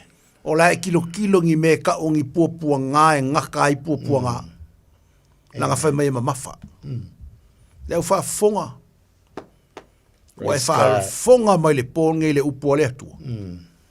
Whai mai a whai e mawhainga ka ko ngofo le lei. Maka ngaka uma. Awar kau msui. Awar kau i masui. Amen. Samoa. A maka le lua ongo. Lua afe lua ongo. A maka le ola loko mama. Ola loko wha ngalo. Ola loko le lei. Sa ili le lei e wha whenga maua le lei e maua i le atua. E le maua i se ainga. Amen. E le maua i sisi a mea. A whe maua i e maua i le atua. E ala i langa upu. O e whaafonga le upu o le atua whai mai. Sa ili le lei. Ala winga o le upu o le atua sa ili le lei. O ai sisi le lei pia o whai mai Yesu. Le sisi. Al fesiri la e fa fe langa maua le mea le fa mai saidi. Alula i le atua. Amen. Alula ia Yesu. Ia. Ma Yesu o tau e tinga ina mafati a venga o mai. O mai la ia kia. O mai la ia kia. O ai lea Yesu. Yesu le nga fa mai le se le le. Ai alula ia kia. O nga e manguia le. Nga le le o me fai. E ai uma kanga kai lo fale a e ke vai kwala e o ke ia me uma. E akor ko au loko ai ofia fia. Ioi. Na fa penga me a Yesu. Ke vai a Yesu a uma ngala unga e fai au so fa fanga kanga. Fe mai la wori nga se mai Yesu ele lava me ai. Si di pe aku ngia ai o ko fa ka mangi me fa lava ai. Mai Yesu fa fanga. Ki nga fa ya kwele lava fe mai Yesu fa fanga. Ea. Tol makanga yan meron ay u. Langa ole amyonga. Makanga yan mo le langa ay u. Ia. Ay u. Amen. Yoi. O fia ia o ka maku e kale siel o fale. Amen. O ke fia o ke whaasanga tanga iai ma ave iai le upo le kua ave foi ma mea ai whawhanga ai. Ia. I le whape whaari ari se keleng, le ai. E whaari ari ai le akua. Whaari ai le leo le li i le ngwhai mea sa ili. E le mauai se ola kau i masui. E le mauai se ola loko le anga. Ai maua le loko le lei. Wow. Amen. Ma o mea le lei ai maua ia Yesu. Amen. Praise A e alu lalo langi o ke whai aki ake oi. Nga o mea le anga e ke ruafiko ai. A le whai mei sa iri le lei ai le o le anga. Amen. Ora sa idia leanga. Asia. E u leanga le leanga. A sa i leanga. E u le makanga. E whaalumainga. E u le whaaluma. Maa ngai le upunga.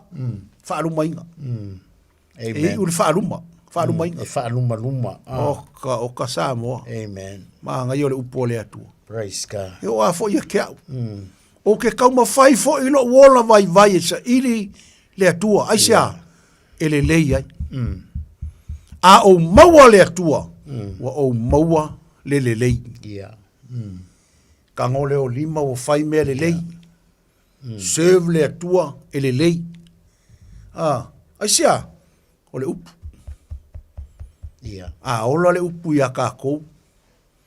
O me le lei umma kau ke whaia. E kupu le alofa. E ke alofa i lo uso. Yeah. Ke alofa le kangaka makiva. E ke alofa le kangaka mai. E ke alofa le kangaka laemanga o mia le fisosoangi. Yeah. Yeah. Mea ngar kangaka le lei. Kangaka lai ai le atua. Yeah. Ioi. E whainga kāia ngai rongi le lei. Se lo ngar kangaka ai le atua ngai vaile iai. E manguia me whai. Amen. Ki nganga waku whaafia kangaka i lo whale ki le ai u. Yeah. Amen. Yeah. O le whaer ko i ngā mea fwoi ngā le o kuso o loka ngaka maka ngā suiri kalangoa i kalangoa ai. Wai le kalangoa i kala le leia o kalanga o kala la vai makaukia. A o le a o kua le ngā makaukia o le ai u. Amen. Ki le kangaka maka ngā i o langa e ola i le mea ni pas. Amen. A whapea ngai ke ola le ngā mea le uso le ku ngā mea. Yeah. Ku e maka ngā. A e ola e maua le akua ke loe e manguia lo wola. Ioi. E ke ola manguia. Amen. Se ke lo fai aku ngi kupe whapea, se ilonga i milionga pe afe, se lau afe ngi kupe a kangaka, whaka whapea le o manguia le ai. Amen. Yeah. Se ole manguia ole maua le ola. Yes. Hale ngai aso o maua le ola vi ia le li, ole manguia ngā le atol ngai. Maua le malosi. Maua le malosi. Maua le mangava. Maua le whamalolo inga. Maua le whamalolonga yana. Maua le loko mama. Amen. Maua lo alofo i lo uso, alofo i lo kofa finge, alofo i lo kama, alofo i lo kinga, alofo i lo ainga. Le kau i masui. Le kau i masui. Ole, manga ia tole. Amen. Kasi le mea Samoa. Ore kako ko anga i le loko. Ia. I le anga, manga ia.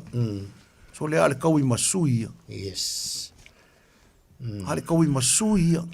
Ke no patire manga ia le le a foi le au pele a wale tau masui ai au tau tu atu le tosa a wa watu sia wa fa pe mai fa mai a wa watu sia wa fa pe mai deli o ia te au le tau masui o te tau ia ma le respect le manga o upole mai o le nei a makela inga mai le wa fia ai au wale tau masui fa fanga Kausi. Whamai, o le nei a matelaina le waita mai, ia te oe, whamai le kala kuspaia, o le mea ka kaunga ko whaia, awa ka ko ki kaunu sui. Ka ko kūr ko sa, ai whawhanga. Kausi kaka makiwa. Kausi kaka makiwa. A whamai a whia ingu, o le mea fuinga ka kaunga ko whaia, a watu ia te ei noi. Whamai lea, a wā o le a mio. A wā o le a mio whapea, e whaafaupu e ai malalaola, i lunga o lona o le ulu ai. E ke lei malala i leu. Amen. O le ulu o tangata lai ke whaifia whanga. O lea, o airi koe ngaka lea ke lei malala i leu. Ngaka kau i masui. Yes. Le anga ke le mo le ola kau i masui. O le uwinga le upu e ke lei malala i leu. O le whaafaupu e ai ngā malaia. Amen. Malaia. Ya fai e ola le kau i masui. Ai le fai le upu. Ai le fai le e kausia le upu longa winga e ke ola fua. O lo kumua i ngā malaia. Amen. Le kalangore kaka kau i masui. A e ola kau i masui. Fe mai e whaafau pu e i malala ola i lunga o lea. O longa upu. Amen. La le winga o le upu le o malala ola o malaia. Yeah. O malaia, e whawhaupu e malaia. Malaia. Anga le winga le upu whawhaupu e ar whapea, whawhaupu e. Amen. Lai whaua a lai pu ea. Lai alua, lai whaua, e pu ea le mea. O le kele ma kele o lo uola kau i masui. O le kele ngā o malala lai lunga o lo wao kulou. Yeah. Amen. Lai lunga o oe. Nai kako lunga pe awhai kau ke ola kau I masui. Yeah. A o le kaimi kako ke ngofo le lei matangata pe ngofai mai leo. Kau ke le kau I masui. Ai kupule alofa. Kupule alofa. O ka le maanga ia. Amen. Mga luenga le lei. Yeah. Kupul wha ma fanga. Mea uma kako ke whaia e kupu ngā o mea le lei le whai mali kuspa ia sa ili le lei. Ai le o leanga. Le o le leanga. Mai ola. Ile manga o mese leanga. O ia fia ola leanga. Ki leo ka ngaka, o isi foi ka ngaka pi e ola leo langa, foi ngale manga o ia iloa, o ia leanga. Ia le si foi mea, e la koe leanga foi kako mai foi leanga. O leanga kako mai. Kako mai leanga. La alu leanga ia, la ringi kausa. O leanga i leari, o le lei o leari i lea wa. Le lei o Yesu. O longa alofa kungole, wa alofa ingai kako. Wa fe ai tātou longa alofa tunoa. O kako leanga, kako mai au kako leanga. Ia la kako fia la ngai mea leanga o kako loa. Le maa ngai won ngai po, e kako loa le mea leanga. O mea mari ki Apollo. Leanga lefa mai whapana, kusire le maule kako mai. Sick, sick God. Sa ini leri, sick good. But not evil. Ai lo ki Apollo. Yang ele se bele so ki Apollo fa yang ka ko ke lo men so ki Apollo fa. Sa we fasi ma fa o makia ma. Le ai ma se mele le sa ma sa kang. Nga o mele anga. Me va nga lo fu mai lo pu ngi po sa idi le. Sa idi la le. O sa idi le anga. Ia. Fa mai no ma fu po lu suta se tu si le rom. Awala le fa ko ida lo inga o le anga. Mai awal fa ko ina loinga o le leanga le fa mai pusi sa ini le ai le o le leanga fa mai dia awang i fa ko ina loinga o le dia ai fa mai kala kuspaia ia e fa ko ina loinga le leanga le dia o leanga ile le kua fa maka nga le leanga fa ko ilalo le leanga aya sa ini le fa mai fa ko ilalo le leanga ile lelei ia ka ngola le kausanga nge wa makal kausanga o le feles ya le luongo ia e kaukala fa pe tulo le ngangana e suo le ngi kausanga wo usavadi o ke fa ko ilalo le leanga ile lelei a fe ma wai le lelei e maua ya Yesu praise God o ka se maria ai manga ola ia ile poringi. Ia. Si mai la lo li matau le la Afrika kalo. Thank you Jesus. Fai ke le masangi se me fa pe fa kai. Ia. Amen. Fa kai nga si ia lo lima fai mai ka vika tala mo yongo koru e si ia o lima ia te oele atua. Ia. Amen. Salamo e fa fiku fai mai o ke paki ai. O ko ngu malama. Si mai la lo o malo karikong. O le si o le lima ele o se mea le makouloku wha mole o le mea al kuspaia. O le mea al kuspaia. Whatai ma le te talo le la whai. Tātou te talo whaatasi i le atua. Yesu. Whaafetai ona o lau upu. Whaafetai ona o lau upu. O e au mai mo au le polene. O e au mai mo au le polene. O outalia. O outalia. Lau o fionga i to tonu o lau loto. Lau o fionga i to tonu o lau. Wha mangalo au. Wha mangalo au. Ile a matanga o le nei tausanga. Ile a matanga o le nei tausanga. O te tau tino atu. O te tau tino atu. O te whaato i lalo le leanga. O te whaato i lalo le leanga. Ai o te pipi i le lei. Ai o te pipi i le lei. Ona o Yesu. Ona o Yesu. Whamanuia u le neipo. Ia u le neipo. Ona o le suafa pele o Yesu Keriso. Pele o Yesu Keriso. Amen. Amen. Vi ia le atua Samoa. Ka upunga le ngeipo. Thank you Jesus. Sa ili le lei. Ia. Ai le o le leanga. Whako i lalo le leanga i le lei. Amen. Manuia le nei vai aso ma le savalinga. Wa afa le vai aso. Wha manuia o e le atua. Numero 5 Mason Avenue o Tahuhu. Ia. Wha i le lotu le aso sa a e fia luatu. La i le saini lalo. Ia. E te iloa ai le mea lai whai ele lotu. Praise God. Numero telefoni o lua tasi. Yeah. O lua fitu. Yeah. Fitu lua wha. Amen. 5 lua. Ia. Bili atu pe a fai e te Praise mana o God. mia se ta vale. Ia pe te mana o foi te la ta te eva. Ia. Pa o fia pe e fai mau e ke susua ku ka eva. Ia. Sua. Amen. Fai se kai pulau ki, kofe. Praise God. Ia, ke lea mele le e fai. Ai sea, e fai o ngole upu o le atua. Ia.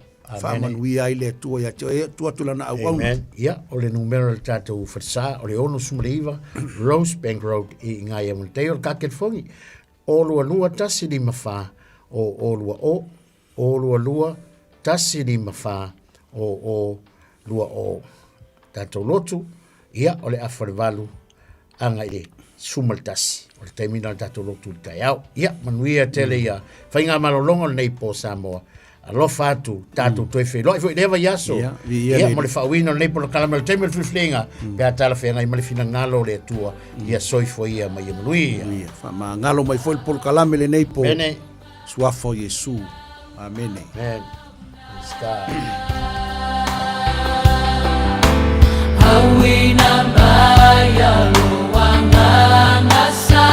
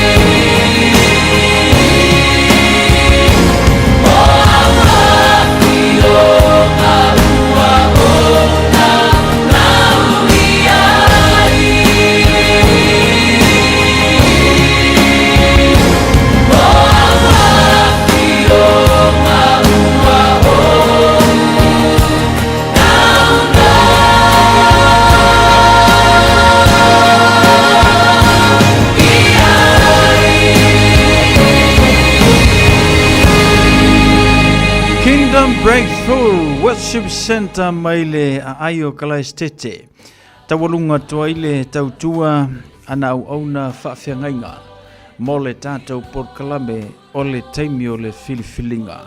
Tātou porkalame le nai masani one whaafonga ia ile tau le iwa. Ia se ia mai ai le tau se fulu pete iane. Ia ona wale avanoa maile tātou porkalame. Ia pei ona a mata i le valu.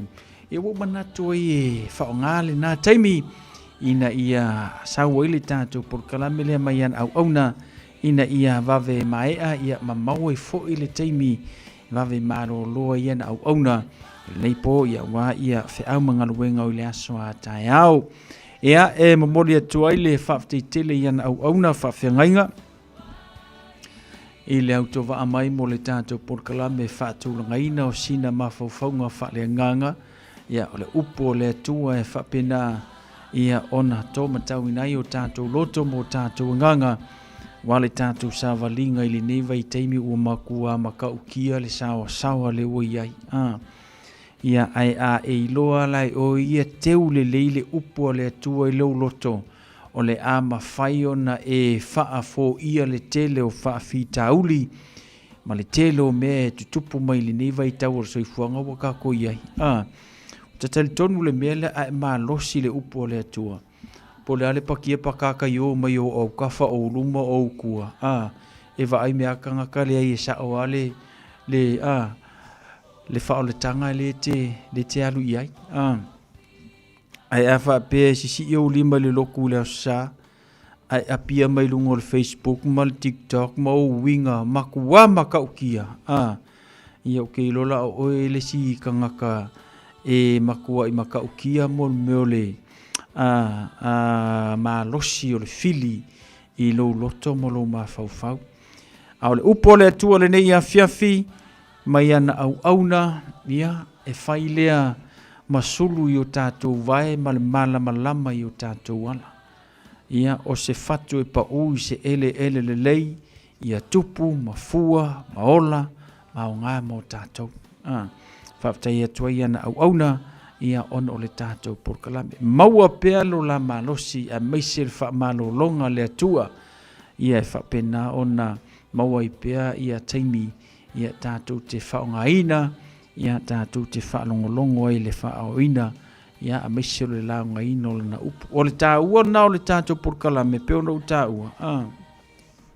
So se tu ai ngā porkalame e te maua i lungo o le tātou le tio nei.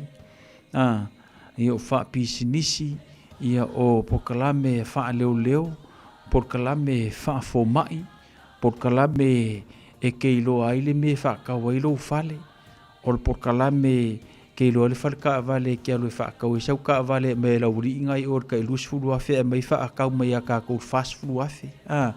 Ia o porkalame keilo aile le me wha tauai ia lava o ngā tamaiti. Ia o pokalame foi ke ilo ile me ke alu failau pengfiki. Ia makako pokalame fale anganga. Io ele mesia pokalame fale anganga. Mai le asonga fue pa ia le asa. Ia ia le teimi te whaafonga mai ai. Ia ile upo le atu i temina. Ia male tātou tautua pei ona iai. Te foi male tātou pokalame na ile asolulu o le vai aso a saupe a tātou waulia tu iai i se ola mase malosi mai le atua taita e tuelo to soifua meselo mātou ola ia matoe whaawawa ia tātou porklame pei ona masadi ai ia maua foi le malosi ana au auna ia wafe amngaluenga pei ona masane iru neva ia so pupui mla vei le tua ia a oanga ia tu maota malawa malolonga le neipo fo il vi inga matu maule tua. Luz fulu minuto na tale o tu la se fu. E puni lo fatto pele. E fe lo fa. Vai tutto nuolo.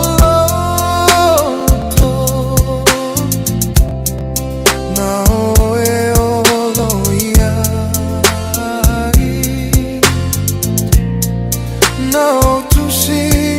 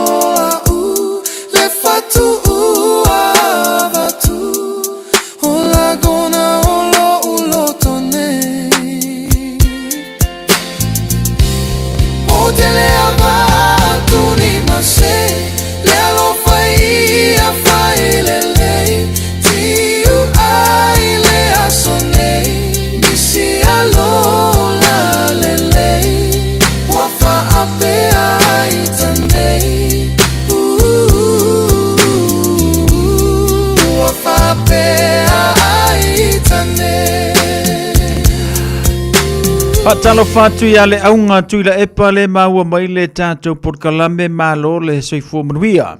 Malia Mikaele whaataile whaatasi mai le ngata foilea. Ia o le toatele o tātou woma tātou paanga. Su le vuka tā lofa whaataile whaatasi mai. Ia le ngata foilea o le toatele o na ia tātou paanga ili nei ia fiafi. Ia pi o na maua mai le tātou porkalame. Tua le atuolo soifua manuia. Whaataile whaatasi mai le nei fuivanga o le fiafi. Ia le ngata foilea nive to mata ma lor sei fua manuia fotu tu lua Cecilia Tungamala ila to uma pe ma umale tanto proclame ile na ya fiafi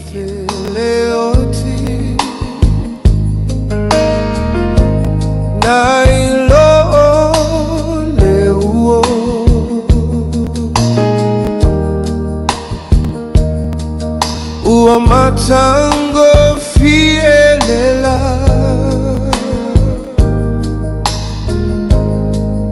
Peana lepo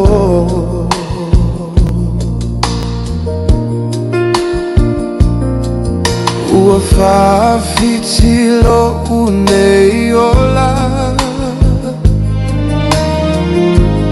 e ona le alofa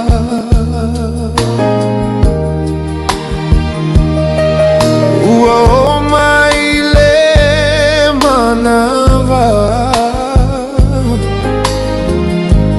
taua watu le ola ua tau pe ai malo fatu le ai di ola ua tau pe ai malo fatu le ai di ola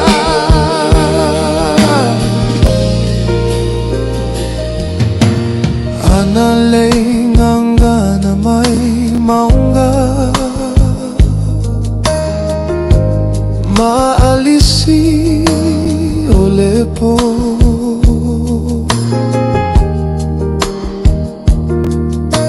avatu ia laua o auna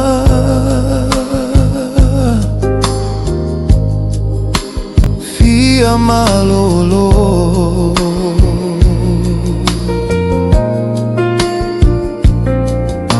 se alofa matua moni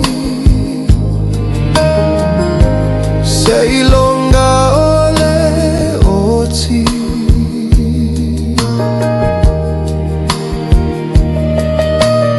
ona fea ole lalo langi uai se oli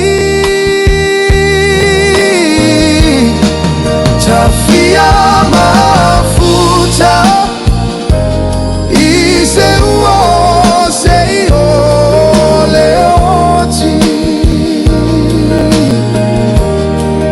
tafia mafuta ise uo se ole oti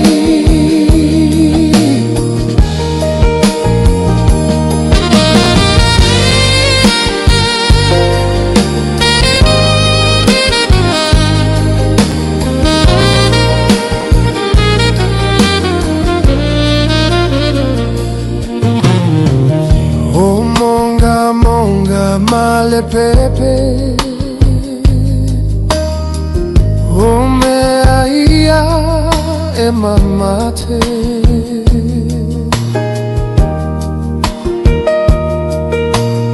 ute fatali sei a fea nei e to fefe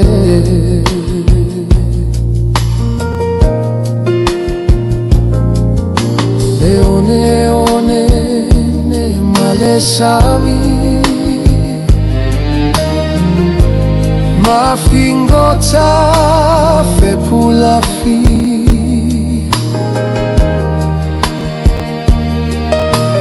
Homo lima ufama oni tau tala ile langi mea uma te tatanu ali ali ona mea uma te tatanu ali ali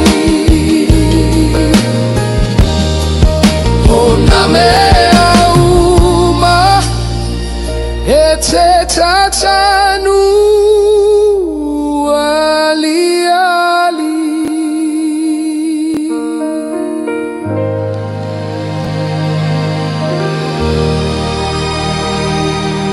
Le watu la mali tātou teimi le wati le nei fuivanga le fiafia wa toe se fulu minute le tutoe ia ona tālo leo le tu la se fulu mo manatu ia ole a te volunga tua ingna ma le tātou Port Kalambe Whaatai le whaatea simai, whaatai fo i le taliaino le tautua, le Radio Samoa lo moa tamarau lawa, ia, ma le tātou mawhtanga ta ele tole pai ali pele, whaatai le whaatea simai, ia, lo whātou fo i mo oe manuia marolonga le nei pō.